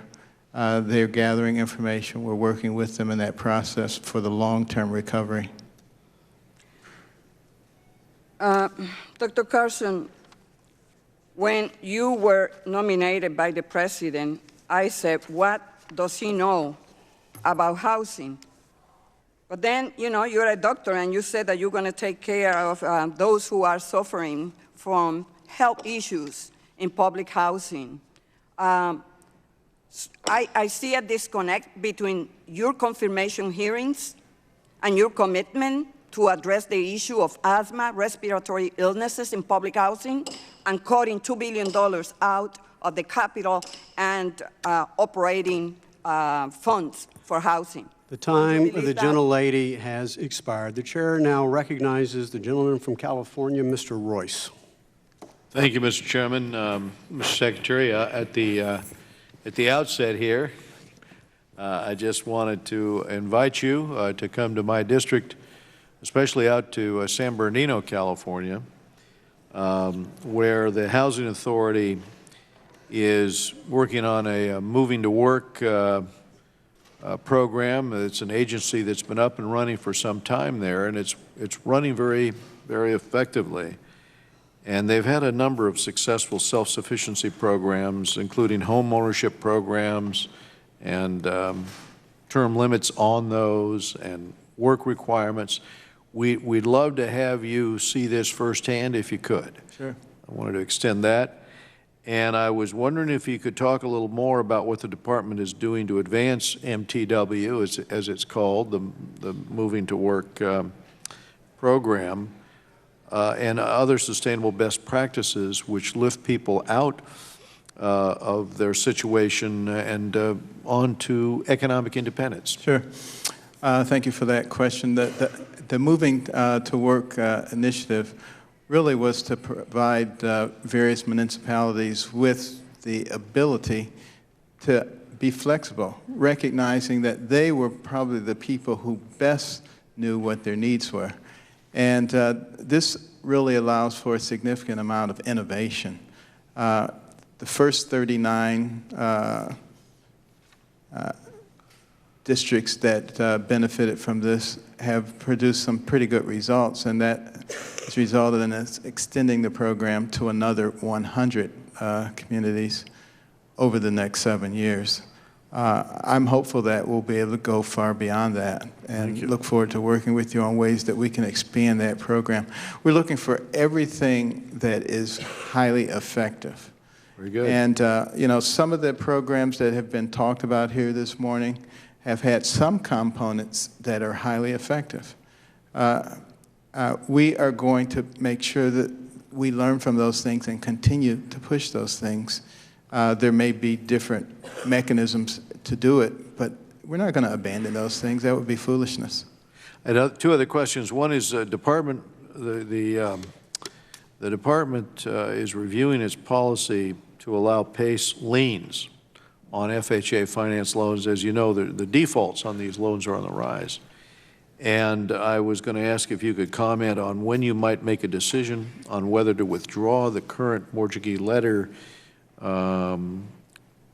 or clarify how the FHA will treat these PACE loans. Well, you know, obviously it's a serious issue when you put in the first lien position somebody other than the major lender. That's an issue. It's very concerning to us. Yes, that's very concerning to me too, and we're taking that into consideration. We'll have a decision on that soon. And one last question. As you know, Mr. Secretary, the GSEs have engaged in significant credit risk sharing transactions. This shields American taxpayers to some extent, and Gwen Moore and I have a bill to get them to do even more in terms of that approach. I've been told that the FHA may have the authority to do similar risk-sharing transactions, or at least purchase co-insurance to reduce the risk to the public. And I think this could be a very constructive means of reducing taxpayer exposure. Would you support legislation here or regulatory clarification of FHA's existing authority to explore credit risk sharing? We have already engaged in some discussions on that, or continuing those. I'm very much looking forward to having an FHA commissioner, but I agree with you that that is an area ripe for discussion and movement. Well, thank you, Secretary Carson, and I'll yield back. Appreciate it. Gentleman yields back. Chair now recognizes the gentlelady from Ohio, Ms. Beatty. Thank you, Mr. Chairman, and thank you, Ranking Member, and to the witness. Thank you for being here. I have a series of questions, and for the sake of time to get through them, many of them, Mr. Secretary, I'll ask you to simply affirm or deny with a yes or no vote. On July 12th, I sent you a letter signed by more than 15 or 20 of my other colleagues as members of Congress. And in that letter, and I want to, Mr. Chairman, enter that letter into the records. Without objection. So first of all, I want to know, did you receive the letter and read it? I don't know what was in the letter, so I can't tell you whether I received it. Okay. It was requesting that you follow through on your predecessor's decision to lower these annual premiums, citing the fiscal strength of the fund and historically low home ownership rates, especially among first-time home buyers. Certainly, I've had some correspondence on that, so it was probably your letter. So did you respond to it and I didn't get it? Is that what you're saying? You read it? Did you respond to it? Or I personally did not. Did my staff respond to you? I don't know. I think we did, from some intergovernmental relations person sent us a paragraph. It did not, in my opinion, it did not answer my question. Okay, well, I can answer it for you now. I guess the reason I'm asking you this, is it your practice when members of the United States Congress sends a letter personally addressed to you that you pass it on to a congressional, intergovernmental, I don't know what that person does, relations person, to say that they have received it? I did not address it to them. Yeah, many letters that come do not. Many letters from members of Congress? Do not on the committee that you're testifying do not come before? personally to me. No, this was sent personally to you. I'm saying it may be sent personally to me, but it doesn't actually end up in my hands. Somebody else is actually looking at it. So you don't get, people write me personally all the time. But if a member, so let me ask a different question. So if a member of Congress is writing to you about issues that you're coming to testify before this committee, you get it, it doesn't get in your hands, and you say, oh, well, so what, and you don't answer? No, someone else actually goes through it first. Okay, so let me ask a different question. And then they bring it to me. No, it's my time. So I'm going to resend the letter, and I want to ask you, would you answer the letter that's coming from me and 20 other members of Congress? If I get when the letter is brought to me, we will give you a response. No, we or you. I would like to ask, would you respond to my letter? I can respond to you right now. Well, I have some other questions, so maybe afterwards I'll leave the letter with you and you can respond to me. So oftentimes when members come here, you represent not only as Secretary of Housing, but the President. So I have a question for you. We've spent a lot of time talking about Puerto Rico and the Virgin Islands, so this can be yes or no. Do you think it was presidential for President Trump to throw paper towels when he was in Puerto Rico? Yes or no? That's not a yes or no question. Sure it is. Yes, it was presidential, or no, it was presidential. I don't believe Second question, do you think it was presidential when President Trump talked about two members in Puerto Rico that they were messing up the budget? Is that presidential, yes or no? I think it would be wonderful if we talked about what we can do to help our people rather than divide them. When he asked the people in Puerto Rico how many people had died and then compared it to a greater number in Katrina? Again, I think we should be talking about positive things and what we can do to ameliorate I think you're absolutely right. And for me, positive, like Congressman Cleaverman, all my life I've wanted to serve on this committee. I didn't live in public housing, but I dedicated more than 25 years of my life. My very first job, professional job, was working in public housing. So let me move to something positive. In this committee, Chairman Clayton of the Securities and Exchange Commission testified before this committee. He said although he had not asked for more funding in fiscal year 18, that in fiscal year 19, he would be requesting more monies. In fiscal year 18, the budget request from HUD, you requested a 15% cut to your budget. Will you be asking for an increase in your in fiscal year 19? That's positive, so I assume you're going to tell me yes. We may well. We continue to ask for what we need based on information that we derive. So evidence is what drives our budget requests. Thank you, and I yield back. Time of the gentlelady has expired. The chair now recognizes the gentleman from Florida, Mr. Posey. Thank you, Mr. Chairman. And Mr. Secretary, thank you for appearing today. And thank you for the character, and the integrity, the heart, and the class, and the aspirations that you bring to your position. Many people would say that you had maybe one of the best opportunities in the world to become a failure, to be dependent on government. You proved all the critics wrong, and you became the model of success of achieving the American dream and proof that anyone can do it. And I applaud you for that. I think a lot of people applaud you for that. And I applaud you for trying to help others do that too.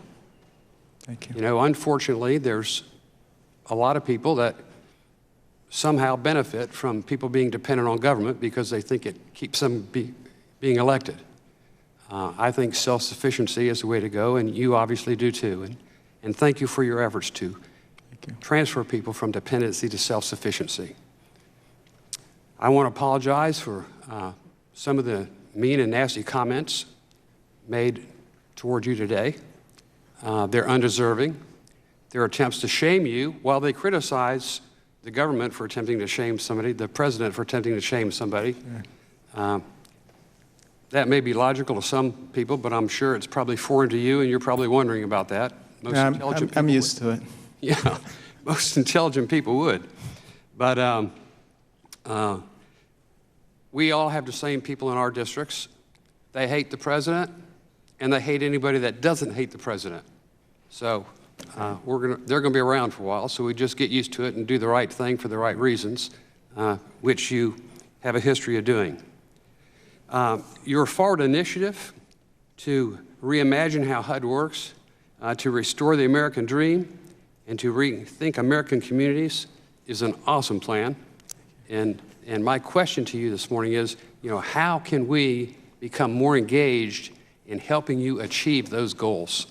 Well, thank you very much for your comments and for that question. I will be coming back to you, particularly as we continue to analyze what works, because in order to be efficient, we need the ability to be flexible and to be able to address things quickly so that we don't have to go through so many different channels. We're not just going to come to you vaguely with something like that. We're going to say specifically, we need to do X and Y so we can get to Z quickly. Just be open to that. We want to work with you. We want to benefit from your collective knowledge, experience, and the fact that you represent the people. And we are public servants. That means we work for the people. They don't work for us. And therefore, we need to know through you how we can best serve them. But we want to work with you to do things in an effective way. Well, thank you, Mr. Secretary.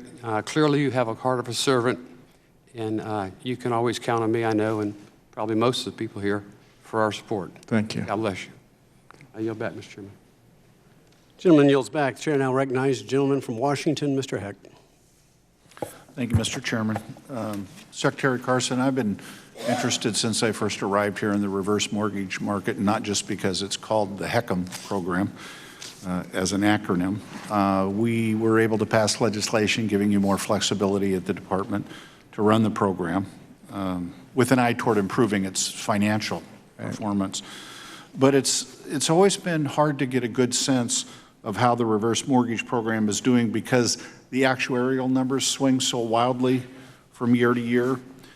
In addition, although the program is small compared to the FHA forward mortgage program, the swings in reverse mortgages are so large, they're pushing around the capital ratio, as you know, for the MMI fund and affecting mortgage insurance premiums for the more stable forward program. I know you haven't been through a reporting cycle yet for these actuarial reports, but I wanted to get your initial thoughts on whether you'd be open to changes in the framework. I'm thinking about asking GAO to consider options, including moving the reverse mortgage program out of the MMI fund or creating a new forecasting assumptions for the reverse program that would create more stability over time and from year to year. What are your impressions? I think that's a very worthy thing to pursue. We're looking at just over the last year, $7.7 billion out of the MMI because of HECM. The changes that we've made as of this month and all the ones that will be going forward from this point, I don't think we'll have that problem, but we still have the residual problem there. So yes, I believe that would be a worthy pursuit. Secondly, I want to ask about housing. I think the cost of shelter is kind of rapidly going out of control in a lot of communities, especially in my part of the country. I think part of the reason for that personally is that we have poorly designed federal structure for dealing with housing policy because nobody's looking at the whole picture at all. There are no policymakers charged with looking across the whole spectrum. It's incredibly siloed. That's not just an observation on the number of programs. I'm talking about policy making itself. So even if you look at Congress, for example, federal mortgage assistance is spread across Agriculture Committee, this committee, and the Veterans Affairs Committee. Even within this committee, the primary mortgage market is overseen by Financial Institutions Subcommittee, while the secondary mortgage market is in the Housing and Insurance or Capital Markets, depending on who's doing the securitizing. It may be that a bunch of narrowly tailored programs is the best way to address housing costs, although I frankly doubt it. But as a result of these silos, I think we address the problem, each of the problems in isolation. So we separate home ownership from rentals, market rate housing from affordable housing, and homelessness from the rent's too damn high. But my view is housing is an ecosystem, and all the parts are connected, and especially through housing prices. You're new to this whole world of housing policy, and so my hope is that you're kind of looking at it with fresh eyes. I'm wondering if you see the same thing I do, that we deal with this in a fractured and fragmented and siloed way, and if you do you have any ideas about how we might be able to address it so that we can all get about the business of ensuring not just keeping the dream of home ownership alive for Americans, but also ensuring that everybody has a good place, a good shelter, a good home in which to reside. As I say, the number one priority here ought to be blanket, pillow, roof. If you don't have a pillow to lay your head on, a blanket to cover yourself with, and a roof over your head, all the other problems in life get amplified very considerably. Well, you know, we do have to make sure that we are willing to work across different silos so that we can see it as a problem. We can address it holistically. In the past, we have not done that. I've been engaged with several conversations with Secretary Mnuchin, as well as the NEC, the Domestic Policy Council, Department of Agriculture, to develop more holistic approaches to these problems. I think that's the only way we're going to get them solved. I look forward to working with you on that. You'll back the balance of my time, Mr. Chair. Time of the gentleman has expired. The chair now recognizes the gentleman from Florida, Mr. Ross. Thank you, Chairman. And Mr. Secretary, thank you for being here. And again, I appreciate all your efforts. You know, and where I'm from is Central Florida, and Tampa Bay area has made quite an expansion in public housing and has done, I think, a very good job to the point where they've got a wait list of 13,000 people. And, you know, we're trying to expand it. We're trying to work more with, of course, your office. But one of the things that I've got a concern about is the voucher recipients and the portability of vouchers. And I guess my concern is that you've got regional housing authorities. How can we best design these so that we can get some of these people off of wait lists and if nothing else, consolidate them, but allow them to have better access to affordable housing through this voucher program?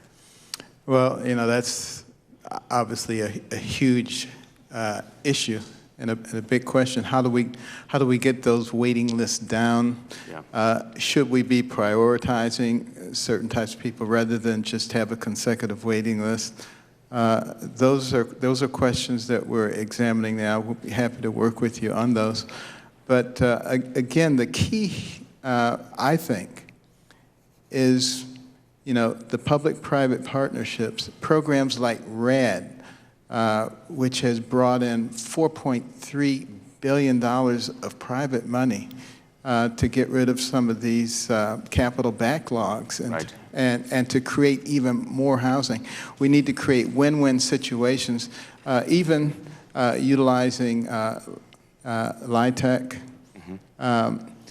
In the new tax plan that has been put forward, they recognize how important LIHTC is and have included a way to make sure that it remains profitable for people, because this is how we're going to get out of this problem. This is how we're going to get out of that backlog. I agree, and you know, we've got a good voucher program. I think that it needs to be able to follow the jobs because that's important, because of course work brings dignity. But the incentive of private capital coming into the market to partner with HUD is very crucial. And I guess, you know, my concern is we've seen some successes in that regard. and not only the capital, but also the discipline and the counseling that's necessary. The Family Self-Sufficiency Program, for example, one that I think that has shown some success. Do you think that that's been a program that we should continue to not only fund, but to expand? Oh, absolutely. Anything that has to do with creating self-sufficiency. And we're looking for, innovative approaches for that. One of the things that I'm looking at in the future is taking a sliver of the monthly subsidy and putting it in what would be like an escrow. Yes. And that would be used for the routine maintenance of that unit. So if there's not a lot of routine maintenance, it just continues to grow and grow. But if the hole's poked in the screen and the light bulbs are broken and door needs to be painted every time, it's not going to accumulate. But you let it accumulate, you let the people know how much money is in it, because that incentivizes them to really take care of the property. And if they leave public housing within 5 to 10 years, they get that money for a down payment. That has the dual effect of allowing people to get into housing, but it also teaches them the responsibilities of home ownership, because they start acting like homeowners in order to make that accumulate. It changes the culture. Right. It grows appreciation and builds a base of dignity in ownership. And I think that's, when you talked about in your opening about innovation is key. I think innovation is the absolute compass that we need to be following in order to change a model that has not worked very well over the last 50 years. Exactly. Finally, the Moving to Work program. What more can we do for those that are non-elderly and are work capable to provide them with a moving to work incentive? Well, the key thing that we have to recognize is that, people have tried, different iterations of that over the years, trying to, you work and you get out. And as they start climbing the ladder, we pull the rug out from underneath them. What we got to do is we got to let them get far enough up the ladder that they're not even looking down to see if the rug's there anymore. So we just need to understand how that works and the timing of it. I appreciate that. I think that program, I'd like to see it expanded. I mean, it is a pilot program right now, and we've seen it in Orlando. It's working there. With that, my time is up, and I'll yield back. Thank you, Chairman. Gentleman yields back. Chair now recognizes the gentlelady from New York, Ms. Maloney. Thank you very much, Mr. Chairman and Ms. Ranking Member. I'd like to build on Congressman Ross's questions about public-private partnership. And you discussed right now the importance of it and your support for it in addressing our housing needs. But in your 2018 budget request, you target programs that encourage these partnerships. Personally, to leverage, as you said, is so important. There are not enough dollars out there in affordable housing, and private housing organizations really depend on these government programs. One in particular, 202, senior housing. There's always a waiting list by seniors needing the housing, but also developers who are willing to put it up. But the funding hasn't been there. I'm glad to see there's more in this budget, but still it's been cut back dramatically, quite frankly, from when I first came to Congress.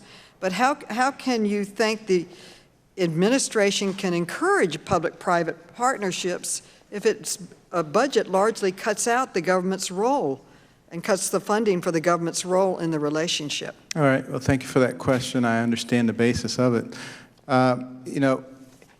Here's the situation. Would we like to have almost unlimited money to deal with these problems? Absolutely. That would be ideal. But we don't. And we have a $20 trillion national debt. Now, I'm not going to have to pay it. You probably won't either, although you're younger than I am. You may have to pay some of it, but your children and your grandchildren will. I want to get on to another question, but if you put your money into things that leverage more money and more housing, it's certainly a dollar well spent. And the budget does cut the private-public partnership section. And my request is to see if we can work together to see if we can restore some of it. Absolutely. I'd be happy to work with you on that. I also I want to invite you to my district. I represent a lot of HUD projects. My mayor, my city council president, everybody's asking you to come and take a tour. So if you're ever in New York, we'd love to set something up for you to look at some of the things we have going on the ground. Okay. But my district is very different. As you know, in New York, people don't live horizontally.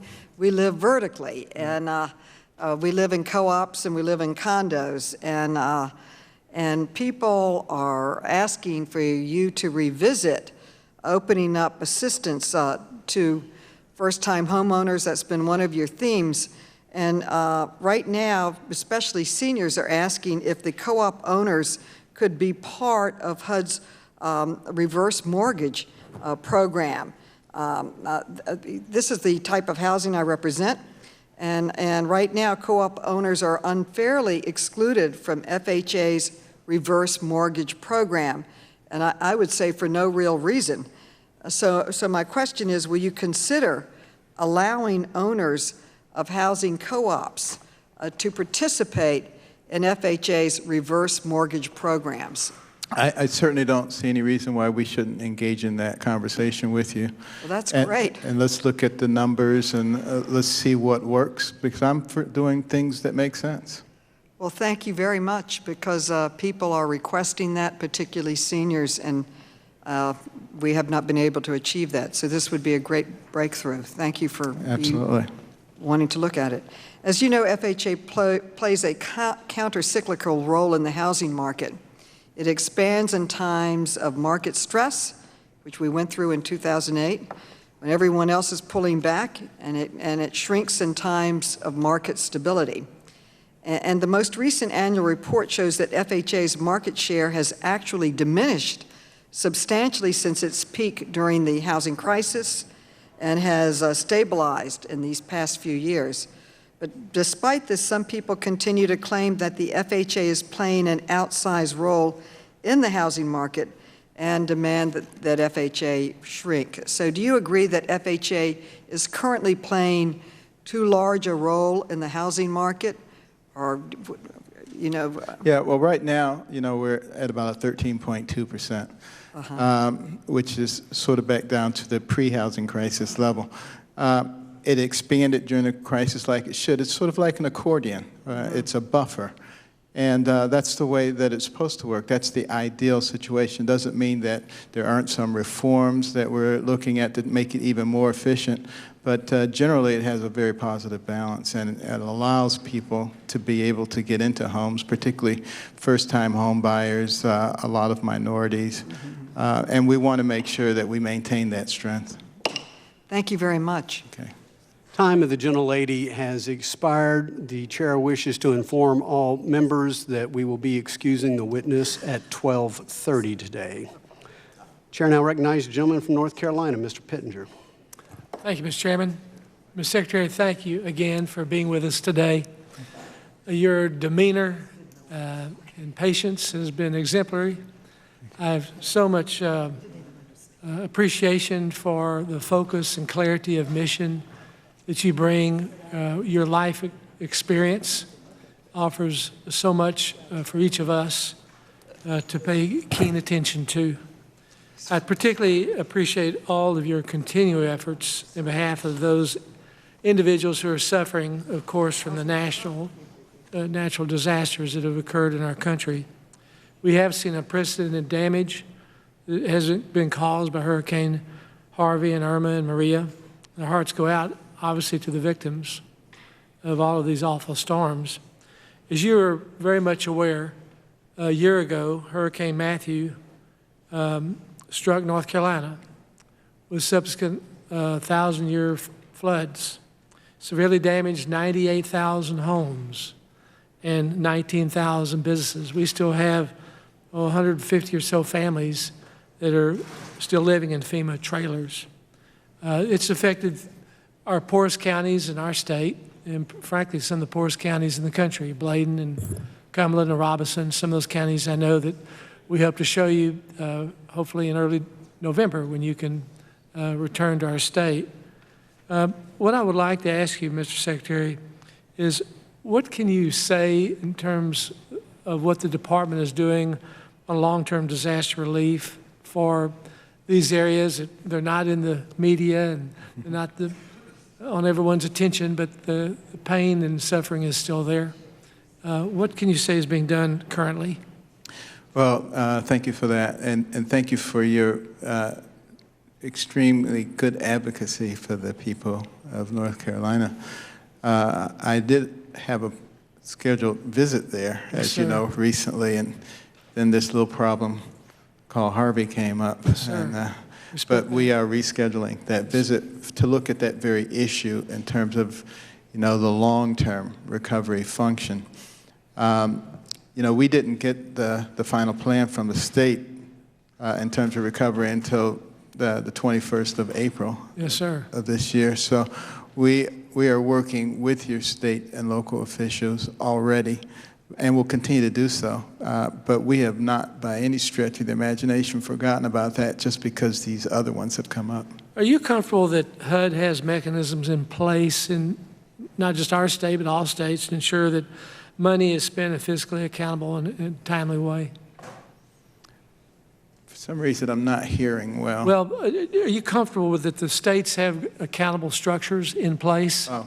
That the taxpayer money is being used in an appropriate way? Let me put it this way. At the state level, there seems to be more accountability than there is frequently at a lower level. So one of the things that I'm finding just in looking at past data, in terms of efficiency, working with the state tends to be a little bit better than working with 100 different municipalities. Mm-hmm. Yes, sir. My district, is, you may be aware, includes Charlotte. It's a major metropolitan area of our state. I've got 7 other additional rural counties. And I would like to ask you, what is HUD's involvement in these rural areas particularly, and the value that it can bring to these communities? Well, one thing that sometimes people assume is that HUD is not interested in rural areas because it's called housing and urban development. But obviously, if you look at programs that we have and those in association with USDA, we do pay quite a bit of attention. Maybe want to rename the department at some point to reflect that. There's particularly large issues with poverty and with drug use in the rural areas, and we're working across the silos with the Department of Justice, Department of Agriculture on those issues. Thank you, Mr. Secretary, and thank you again for your great spirit and your clarity of mission and dedication. We truly appreciate you. Thank you. I yield back. Gentleman yields back. Chair now recognizes the gentleman from Michigan, Mr. Kildee.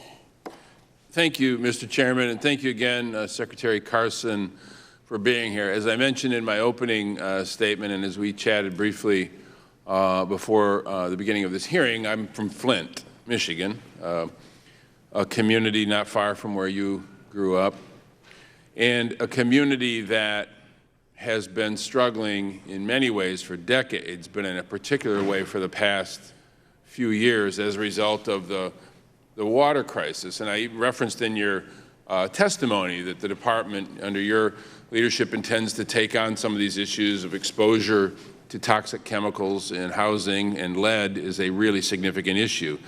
You know, as a physician, the impact that lead exposure, high levels of lead exposure, can have on the brain of a developing child. And so this tragedy, while in the eyes of many is sort of over, it's not in the news every day, it's an ongoing struggle. Not only in terms of the infrastructure needs, which are slowly being met, the health and development needs, which are not entirely met, and the redevelopment challenge that this community faces as a result of a real gut punch to the community. So the challenges that it was already dealing with have been exacerbated by being known as a city of 100,000 people that had poison water. The impact on housing values, the impact on neighborhood development is palpable, and it's dangerous. In the previous administration, we had kind of an all-hands-on-deck approach to Flint's recovery.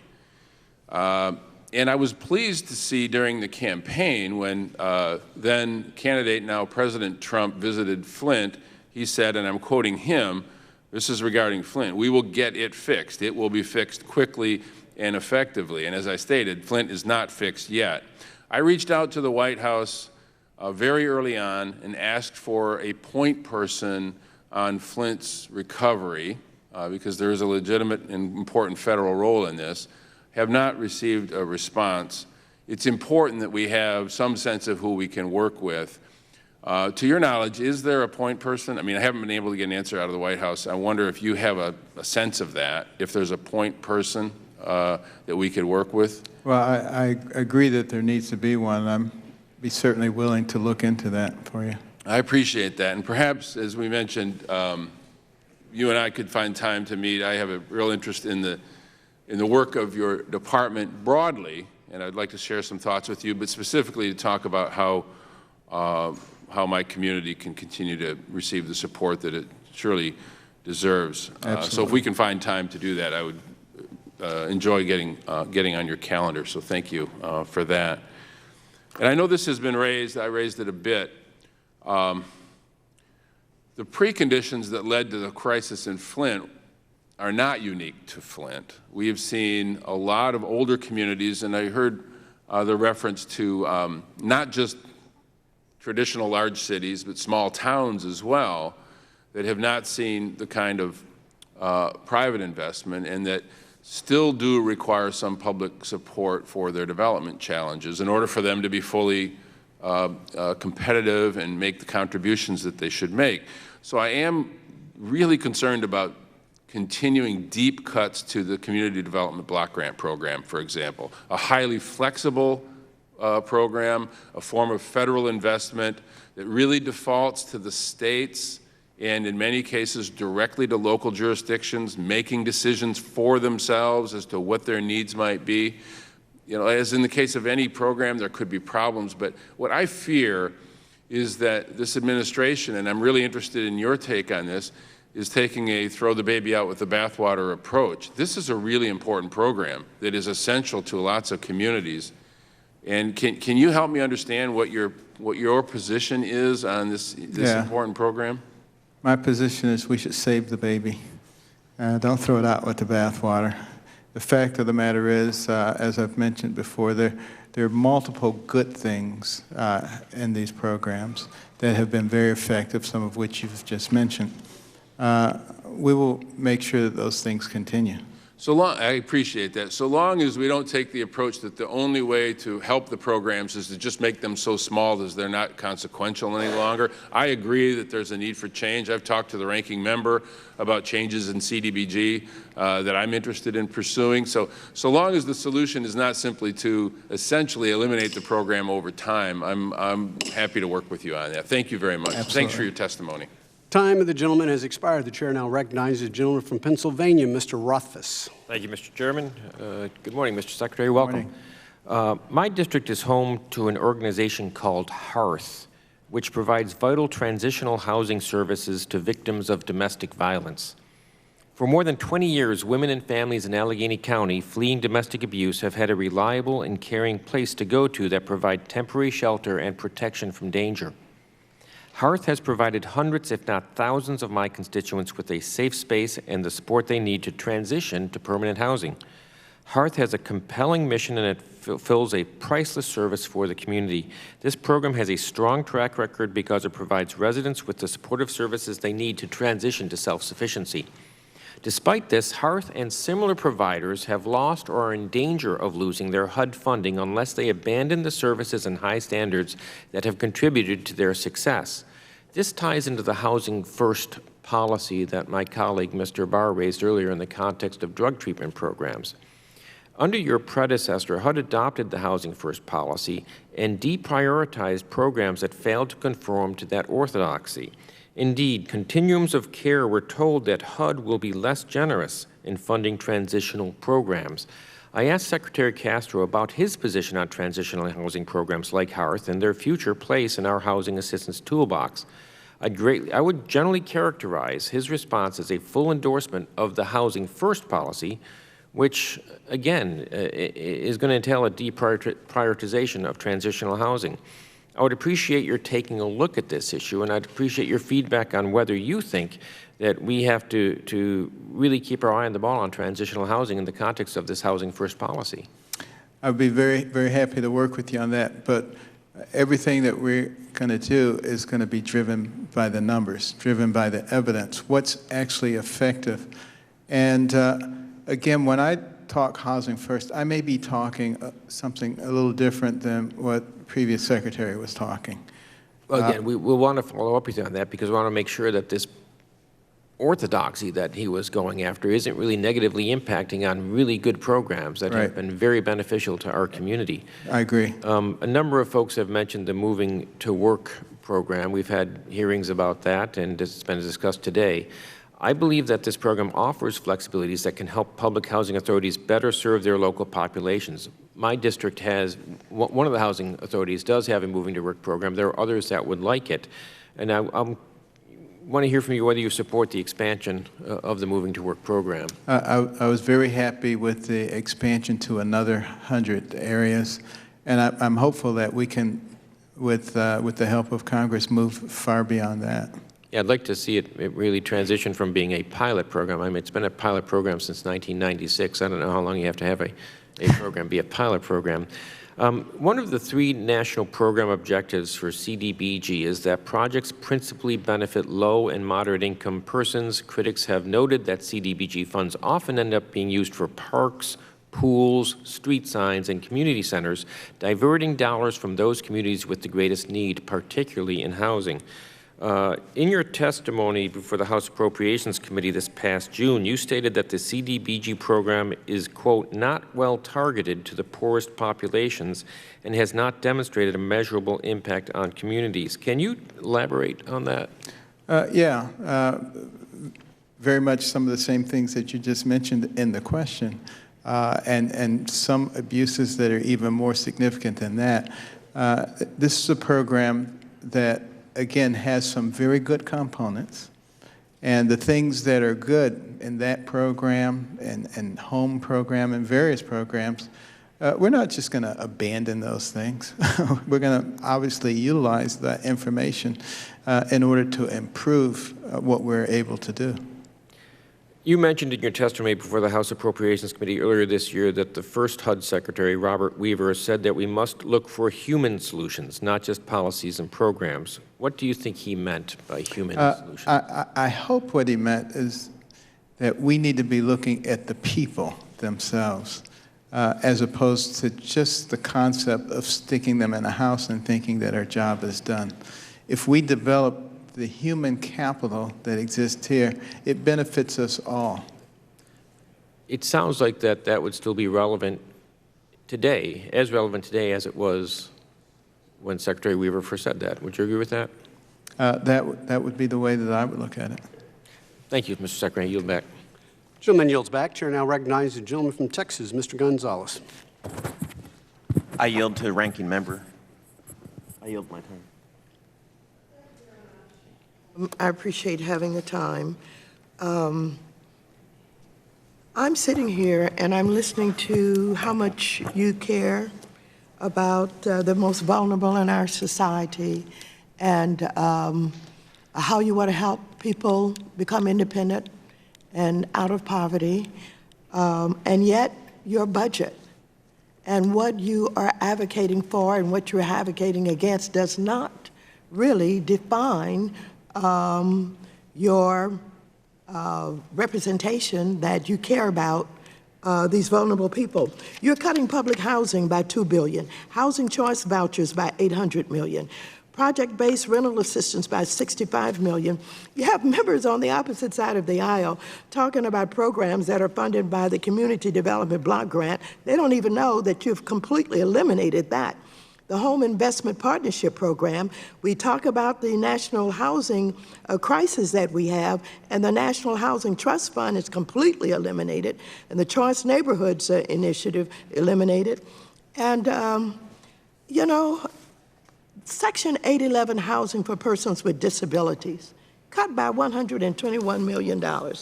And so there's one thing that stands out in my mind based on the campaign and looking at what happened in the primaries. and things that the president said and how he talked to you and others and demeaned you so much. But one of the things that stands out in my mind so vividly is how he mocked and mimicked a disabled journalist. And so you have, let's say, he has openly mocked disabled people, and HUD's most recent budget proposal, which you supported and defended, proposes a steep 18% cut for Section 811 program, which is focused on serving low-income persons with disabilities, as well as harmful rent increases on Section 811 residents.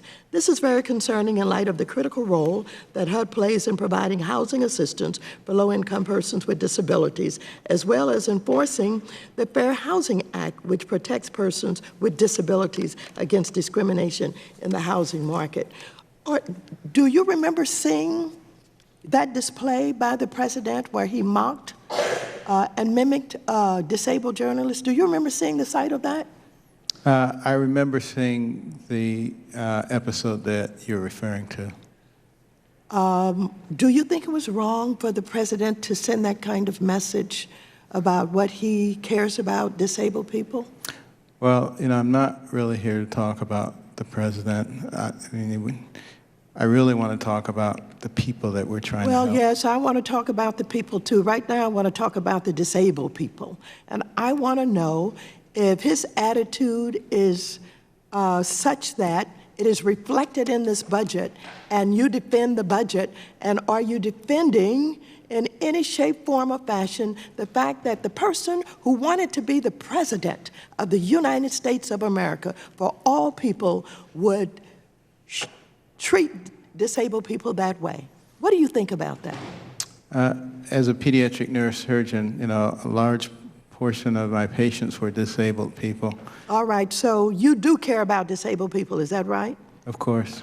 When you're in front of disabled people who are advocating for resources to help with their lives, and they ask you about the president and the fact that he mocked and mimicked disabled journalists during the campaign, and they ask you, do you defend the president in doing that? What did you say to them?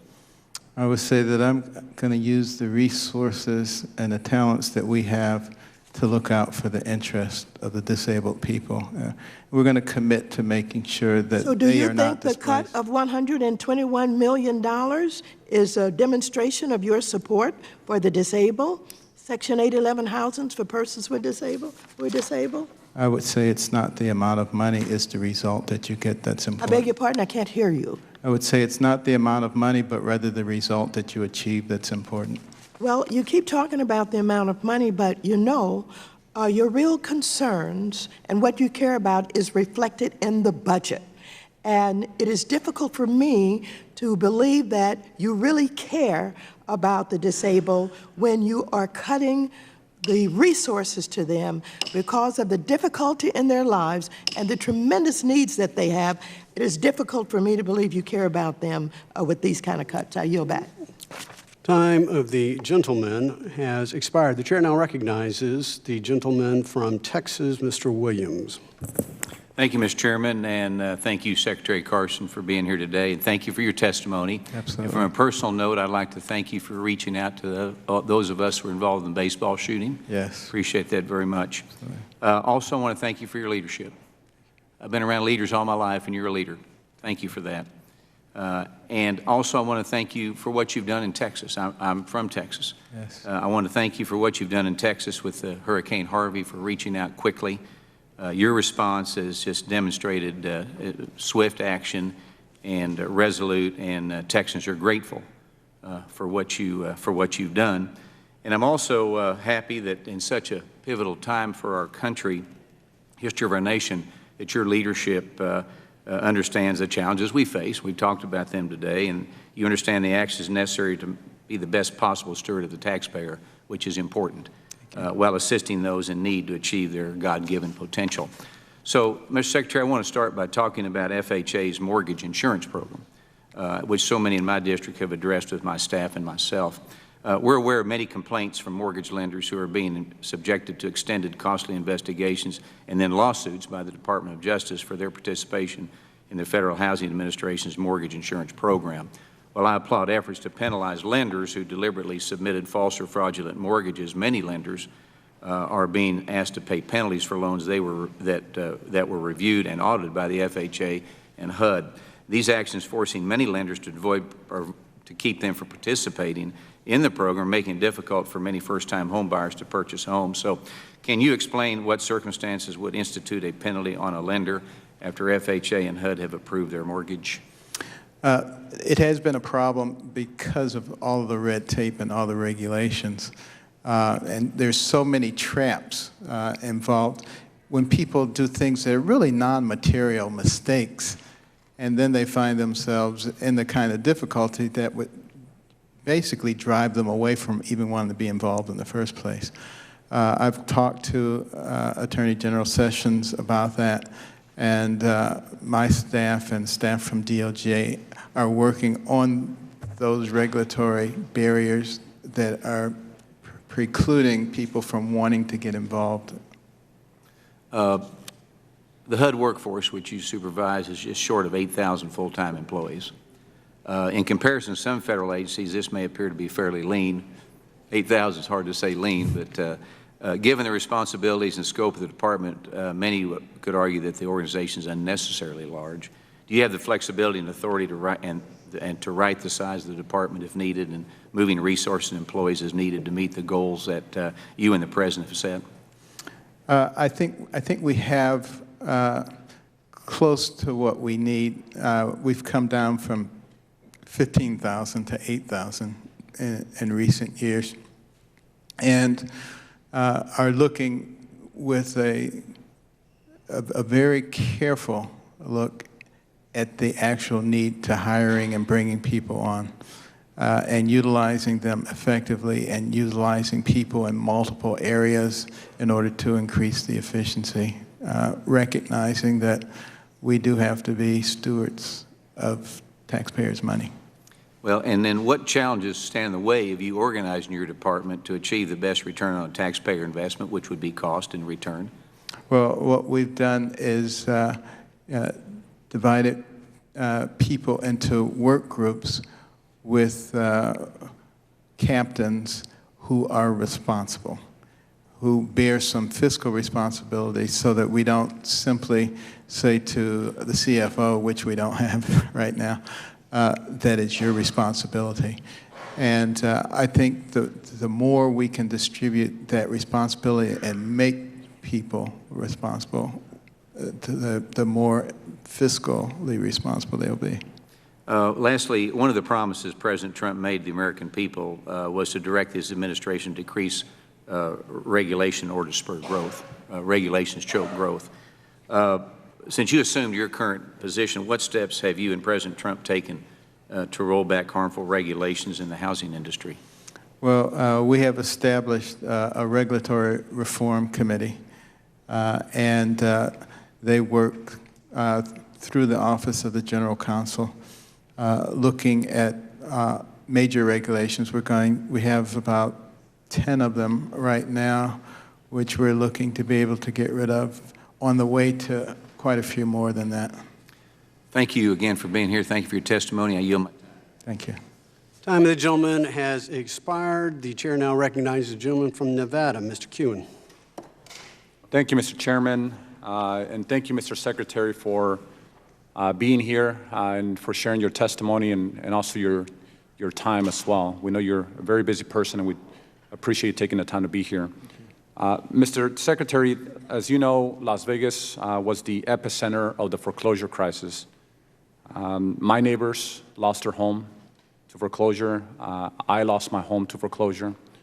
The American dream of homeownership from all these families was ripped away. In the intervening years, Las Vegas has thankfully recovered. Foreclosures have slowed down. Our economy has continued to grow at a healthy pace. We're adding tens of thousands of jobs a year. However, housing stock isn't being built at the proportional rate. We're starting to see both home sale and rental prices rising at an alarming rate. Year over year, housing prices were up 13.7% from September 2016 to September 2017. The apartment vacancy rate is one of the lowest in the country at 3.1%. In Clark County as a whole, we need more than 157,000 affordable housing units, but we only have 31,870 available. Unlike other cities, low-income people can't move further out into the suburbs when housing prices increase in the Las Vegas area, since the city is surrounded by desert. These residents are increasingly being forced to live in unattainable situations or leave Las Vegas. Mr. Secretary, you've spoken before about the need for people to pull themselves up by the bootstraps. However, there are situations, like in Las Vegas, where people have jobs, work hard, but still can't get ahead in the housing market where rental prices are increasing faster than their paychecks. Do you think there's a government role in helping these people with affordable housing? There is, in the sense of creating the proper environment for the economy to grow. Because a lot of the problems that we're having in that regard is because wages are stagnant. And they're not keeping up with the increasing cost of the housing. So that will be the solution to many of the issues that are going on in our country, including some of the social issues, because people get more irritable when they're not doing well economically. Another question. In HUD's fiscal year 2018 budget proposal, the Home Investment Partnership Program would be eliminated. And instead of relying on local and state governments to fill the gap, however, the city of North Las Vegas relies on HOME to expand affordable housing options. What if local governments can't pick up the slack? Is it your opinion that they're just out of luck and the federal government shouldn't be assisting them? Well, we're certainly looking for state and local governments to play a bigger role. There's no question about that. But in terms, as I've said before, of the good things that programs do, including the HOME program, we're examining those things and looking at the best ways to be able to continue them. Thank you, Mr. Secretary. And last question. According to Amparo Gamazo, the Executive Director of the Southern Nevada Regional Housing Authority, your proposed fiscal year 2018 budget would make it very, and I quote, very difficult for us to keep up with the maintenance of existing public housing units. Mr. Secretary, I just read a slew of statistics that pretty clearly show me we're not going to need less public housing going forward, but more. If our local experts are saying your budget, it's going to make it harder for them to just maintain what we have, how can we fulfill HUD's mandate of helping the American people put a roof over their heads? Well, I hope that that will be one of the reasons that I can count on Congress to help lift the cap on RAD, because that's how we get rid of those capital need backlogs. Thank you, Mr. Chairman. I yield back the remaining time. Gentleman yields back. Chair now recognizes the gentleman from Maine, Mr. Poliquin. Thank you, Mr. Chairman, very much. Mr. Carson, it was wonderful that you're here. I appreciate it very much. Good to see you again. Thank you. Dr. Carson, I represent rural Maine, not the urban parts of Maine, but rural Maine. And you folks might not be familiar with this, but Maine is the oldest average age in the country. It's not Florida, it's not Arizona, it's Maine. I worry about folks that live in the rural area. I worry about our seniors. And I worry about making sure we have a very strong safety net for those that are less fortunate than us. But you know, even though I worry about our seniors, they're also great teachers. My mom is 89, my dad's 87. I love them to death. I'm very close to my parents in their life and in their stage in their life. But I remember when we were kids growing up in central Maine, it was a vibrant area with lots of paper mills that were just humming along, and folks were happy and taking care of themselves, and my parents were always working. That's what I remember. And I'm sure similar to your situation in some regard, Dr. Carson. My dad was a teacher and a coach, and he was always traveling. When he wasn't teaching, he was coaching, or rather refereeing high school basketball all around the state. And it's an 8-hour drive from one part of my district to the other. And my mom was a nurse. She worked a night shift at nursing homes. So she was home when Jim and myself, my brother and I got back from school. And so we grew up with education and compassion. And during the summertime, they were always working. Dad had a little lobster pound. So what my parents taught me more than anything is not what they said, it's what they showed me. It was honesty, compassion, and hard work. Yes. Hard work. Now, my first full-time job was when I don't know, 12 or 13 years old. I worked for 50 cents an hour pumping gas at a marina on a little lake in Maine. And man, I worked 40 hours a week, got a $20 bill. I was just on my way. I remember the excitement and the purpose I had, getting up every morning and making my lunch and going to work. And the next year, I parlayed it into my next job, working at a restaurant, running the cash machine, the cash register, for $1 an hour. Now I get two $20 bills working 40 hours a week. This is what I learned. Now, what I have found is that there's so many people, Mr. Carson, that look for the perfect job in retirement. Well, you live long enough, you know there's no perfect job. Right. The value of work is the journey. You learn something from every job. You find dignity and self-purpose, and that's what your kids see. And that's what your grandkids see. That's the value of hard work. Now, I have one son who's 26. We are very close. He's a hard worker. I worry about Sam all the time. I worry about his generation. But I worry about him less because he knows the value of hard work.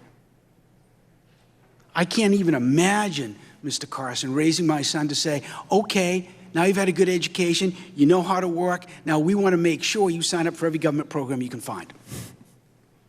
And I know you believe the same thing. So my question to you, sir, is you believe in the dignity and the self-purpose of hard work and what it shows the next generation. What are you good folks doing at HUD to make sure that our families are upwardly mobile? Our families can escape government dependence and have better lives with better futures, more promise, and more freedom. Well, thank you for that question. One of the things we're doing, we developed this concept called Envision Centers. It comes from the Bible verse, Proverbs 29:18, that says, without a vision, the people perish. And a lot of times when you go into the low economic areas and you say to the kids, what do you want to do when you grow up? You get a blank stare, but sometimes you might get a few things, maybe 5 things. But there's 1,000 things, and the Envision Centers are to expose them to the other 995 and tell them how to get there. And also to serve as a nidus for mentorship programs, because it's been demonstrated by multiple studies that low-income students who are mentored have a much higher high school graduation rate than those who do not. It also facilitates child care, because so many of the young women get pregnant and their education ends at that point. And we want them to be able to get their high school diploma. We want them to be able to get their bachelor's degree, master's degree, become independent, but more importantly, teach that to their children so we break the cycles of dependency that have occurred. And it's also going to be a nidus for health care, for clinics, a whole host of things to really expose our young people, because a lot of them, they have not really been exposed to those things that are necessary in order to be successful in our society. Thank you for what you do for our country, Mr. Carson, and keep doing what you're doing. I yield back my time, sir. Thank you. Time of the gentleman has expired. The chair now recognizes the gentleman from Texas, Mr. Green. Thank you, Mr. Chairman. I thank the witness for appearing as well. Mr. Carson, Mr. Secretary, Dr. Carson, sir, you have indicated that there will be substantial cuts to the budget that HUD has. Can you give me that dollar amount? I'm showing that it's about $6 billion. Is that correct? That's about right. Is that about 13% of the budget? Yes. And will these cuts, Mr. Carson, come from public housing, housing vouchers, community development block grants, and other aid to low-income persons? They come from a variety of sources, including... How much from public housing, Mr. Carson? Probably in the neighborhood of, if you combine all the programs, $2 to $3 billion. $2 to $3 billion. How much from housing vouchers, Mr. Carson? Rather than go through a quiz on all the numbers... It's not a quiz, Mr. Carson. I have the time to ask you questions about things that you should have some knowledge of. If you have no knowledge of them, you can simply say so. I'll accept it as an answer. But this is something that's within your bailiwick, my dear sir. How much from housing vouchers? Again, you know, I can give you that number, but... Well, if you would give it to me, I would greatly appreciate it, because I'd like to go on to community development block grants. Well, here's my point. I agree with you that it's difficult to do these things. That has little to do with my question. You're answering a question that I'm not asking, to be quite candid with you. So would you kindly tell me how much HUD how much you're going to cut from the HUD budget as it relates to housing vouchers? Now, if you don't know, it's okay to say you don't know, Mr. Carson. I don't hold you to things that you don't know. How much are they going to cut? Let's just move on and say that I don't want to offer a number because it's subject Why to would the Secretary of HUD not give the number, the amount that you're cutting from housing vouchers, Mr. Carson? Because you're the Secretary of HUD. Because you're making the cut. Because we've already talked about the total amount of the cuts. Well, the total amount does not help me when it comes to the housing vouchers. I have people who use housing vouchers, and I need to be able to explain to them, Mr. Carson, how much the cut portends for them. How much, Mr. Carson? Let's hear your number. Well, Mr. Carson, forgive me for coughing while speaking, but Mr. Carson, you're the witness testifying today. And if you want a moment to ask someone behind you, I would gladly accord you that moment. I don't want to open the book and look at the numbers. I see. So you choose not to say how much you're cutting from housing vouchers, or how much you're cutting from community block grants, Mr. Carson? I want to talk about... Mr. Carson, you don't get to talk about what you want to today. You get to talk about what I want you to talk about. You get to answer the questions that I pose, Mr. Carson. Yeah, but I That's also get to answer the question the way I want to. Well, you can answer them the way you want, but if you want to show a lack of knowledge, you can do this. It's quite all right, Mr. Carson. So now, how much from community development block grants, Mr. Secretary? Again, I'm not willing to sit there and So you don't know how much from community development block grants? I'm not going to go through the list, this much, and this much. I think that's I'll move on, Mr. Carson. I accept your lack of knowledge. Now, Mr. Carson, there seems to be a belief among the ranks of those who have opportunities to help others, who have been blessed themselves. They seem to think that the rich need more, that the poor can do more with less, but the rich will have to have more to do more. Mr. Carson, if poor people could do more with less, there would be no poor people. Poor people are not poor because they choose to be. I know about your state of mind comment, but they're not poor because they choose to be poor. Have you not noticed, just for edification purposes, and I'm sure that you're aware of it, but there may be people who are listening who are not. Black unemployment, Mr. Carson, is always, with some exceptions, about twice that of white unemployment. There are many reasons for this, but that fact has a lot to do with what people can do with money that they have and what they can't do with the money that they don't have. There are other factors involved in this country other than a state of mind. There is still, Mr. Carson, invidious discrimination in the United States of America. While you may not suffer it, there are others who do. And they need to know what you plan to do, and I regret that you're unable to tell us today. I yield back the balance of my time, Mr. Chairman. The positions that you ascribe to me are your opinion of what I think. They're not what I think. Mr. Chairman, if he chooses to respond and say this, I then ask that I be allowed to let him know that my positions are what you articulated and did not articulate. The chair now recognizes the gentleman from New York, Mr. Zeldin. Thank you, Mr. Chairman. Secretary Carson, is there anything that you would like to say using my time? Oh, well, thank you very much. I appreciate that. You know, sometimes I get a little bit tired of people ascribing to me things that people have said that I believe. And I appreciated an opportunity to say this. When I say that poverty is largely a state of mind. What I am saying is that the way that people approach things has a lot to do with what happens to them. If your mindset is one that I'm a victim and that everybody else is in control of my life and I just need to sit here and wait for them to do something for me, you're going to approach life very differently from somebody who says, I am going to take this issue into my own hands. It was one of the things that I learned from my mother. You know, she came from a very large rural family, got married when she was 13, later on discovered her husband was a bigamist, had only a third-grade education, worked 3 jobs at a time. But the one thing about my mother, she was never a victim, and she never allowed us to be victims. And that was very important. And she did that for other members of our family, too, who were in a very bad situation.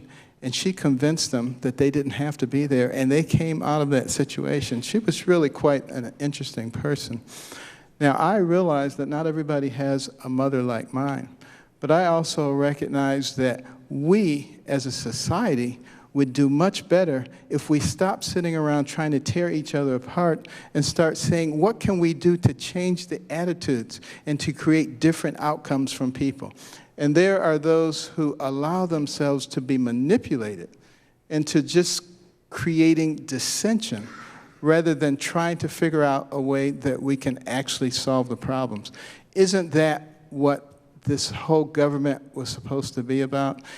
Representatives who can help us solve the problems, not people who simply sit there and try to tear things down and try to create dissension and try to create victimhood. We don't need that. We can do much better than that. This is America, the United States of America, a place that rose from nowhere to the pinnacle of the world in record time.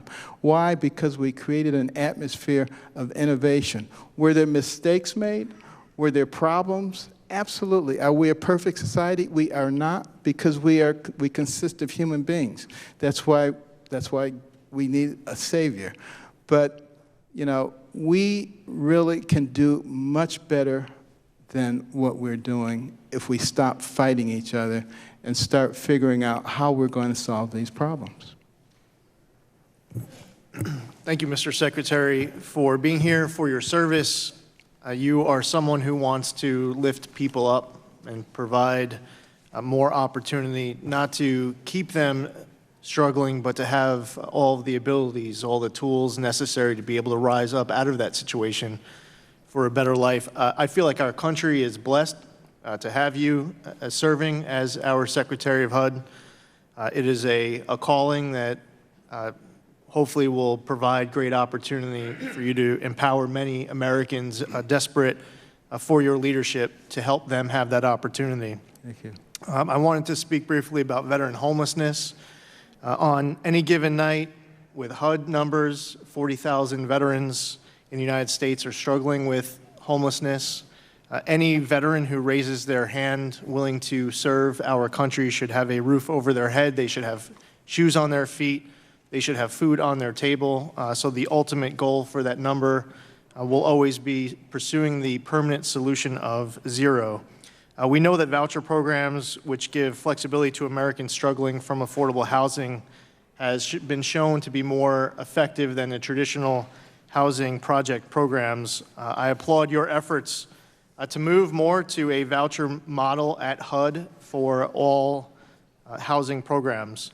Earlier, you noted that the agency is making progress, but that the HUD Veterans Affairs Supportive Housing Program is in need of more flexibility to get the vouchers in the right hands and in the right place.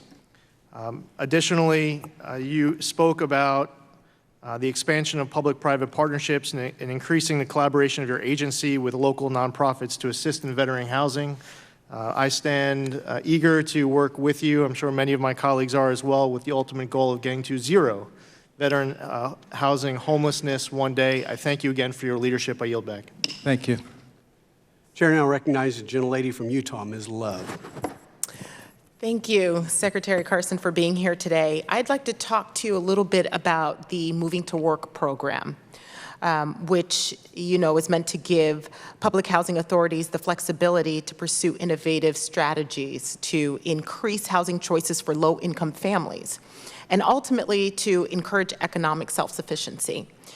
This program, now operating at only 39 of the approximate 3,200 housing authorities in the U.S., was authorized to expand to 100 more agencies more than 2 years ago through the Consolidated Appropriations Act of 2016.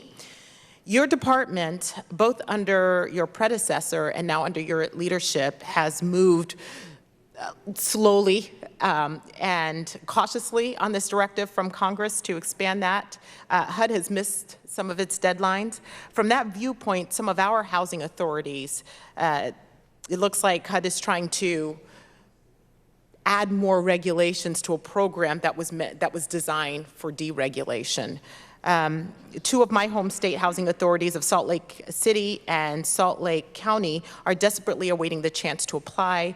They see it as a chance to redesign and streamline antiquated HUD programs to meet local needs more directly and successfully. So how can we help you advance the Moving to Work program so that local agencies can apply for it and hopefully gain that flexibility that they're seeking?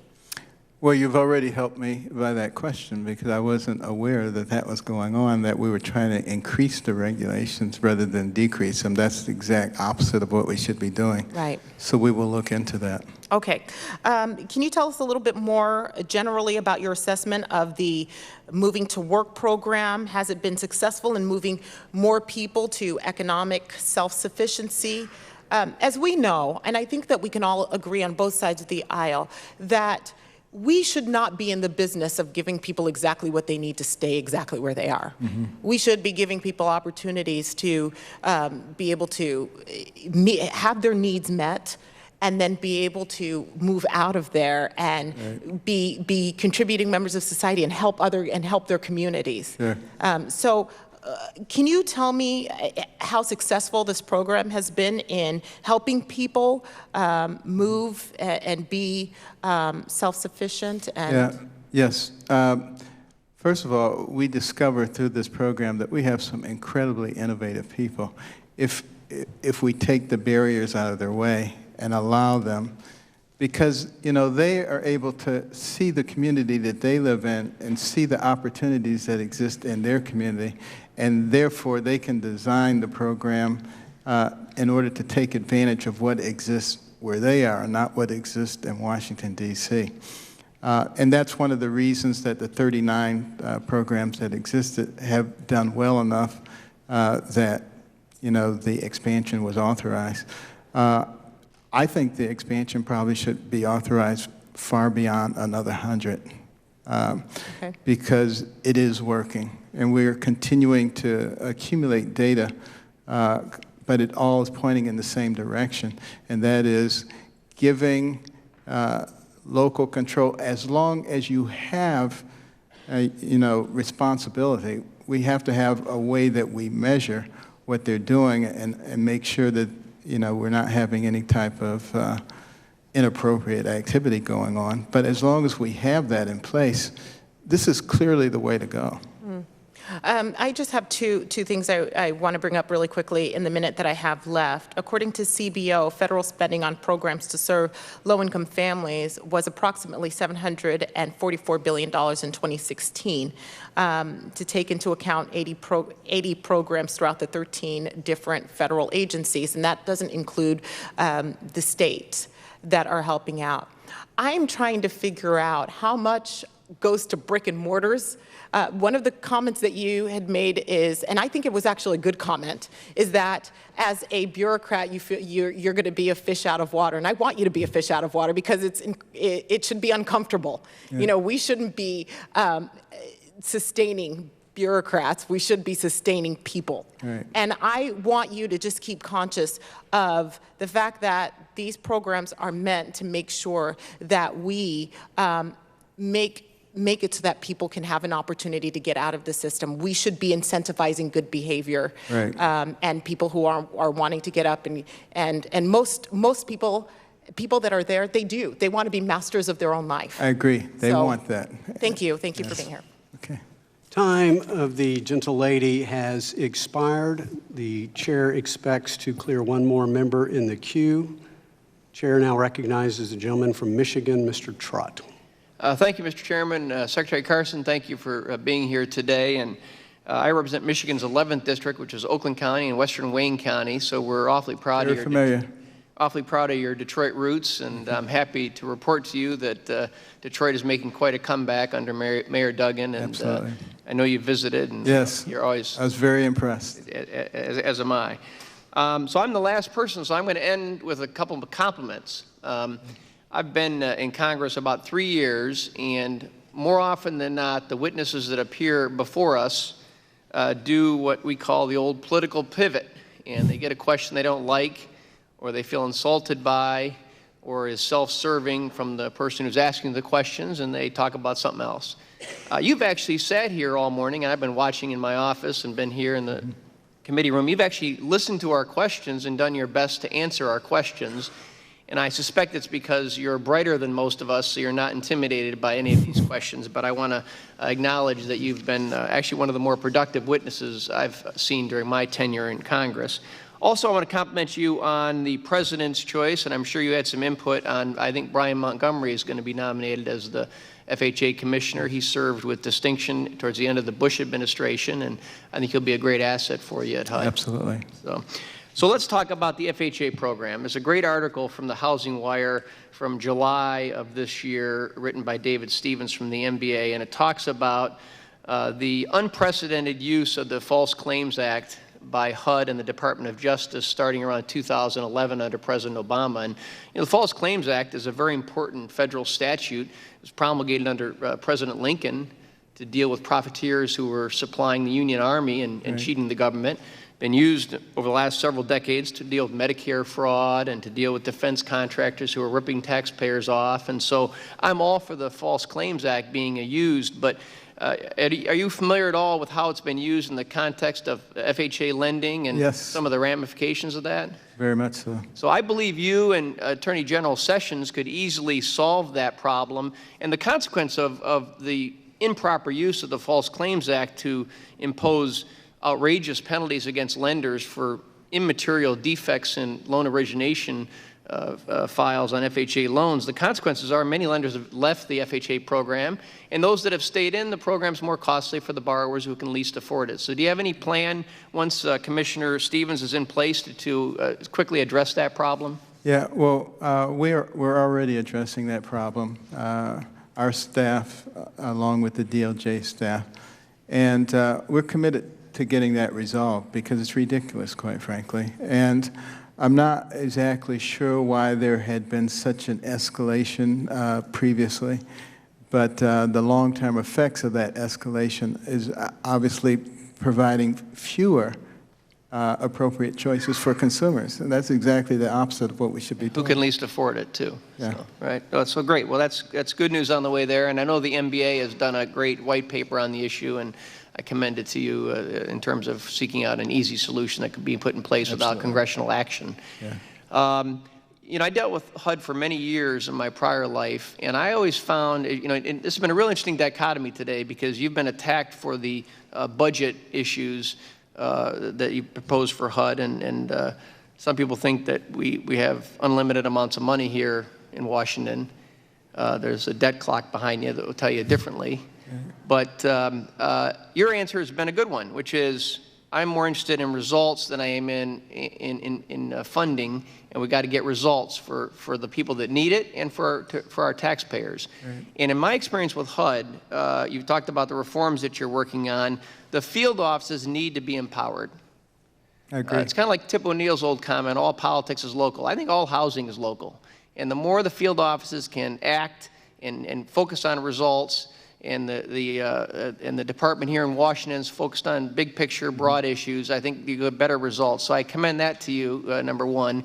And two, and I guess this is more of a lecture than a question, but in my experience, it was very important that HUD try and partner whenever possible and not create, like under Secretary Cuomo, it was an adversarial relationship between the local and the state housing agencies and HUD. It doesn't need to be that way. They should be partners to deliver results. And again, the best results are delivered local and closer to home than here in Washington. So I commend that to you as you look at reforms. And I believe my time has expired, but I thank you for your time today, and I thank you for your insightful testimony. One of the more productive mornings I've spent here in committee. Thank you. And I think last time I was on Judiciary Committee last Congress, and Attorney General Lynch said, I don't know, I can't help you 74 times, and you've tried to answer our questions. I thank you. Thank you. Time of the gentleman has expired. The chair now recognizes the ranking member for a unanimous consent request. I would like to submit to the record, you need unanimous consent to submit the National Housing Law Project's opposition to the funding in HUD, particularly the $3 billion in CDBG. Without objection. $4.6 million will be lost in substance abuse, and domestic. Without objection. $9 million will be lost. I'd like to thank Secretary Carson for his testimony today. Without objection, all members will have 5 legislative days within which to submit additional written questions for the witness to the chair, which will be forwarded to the witness for his response. I would ask Secretary Carson, you please respond as promptly as you are able. This hearing stands adjourned. Thank you.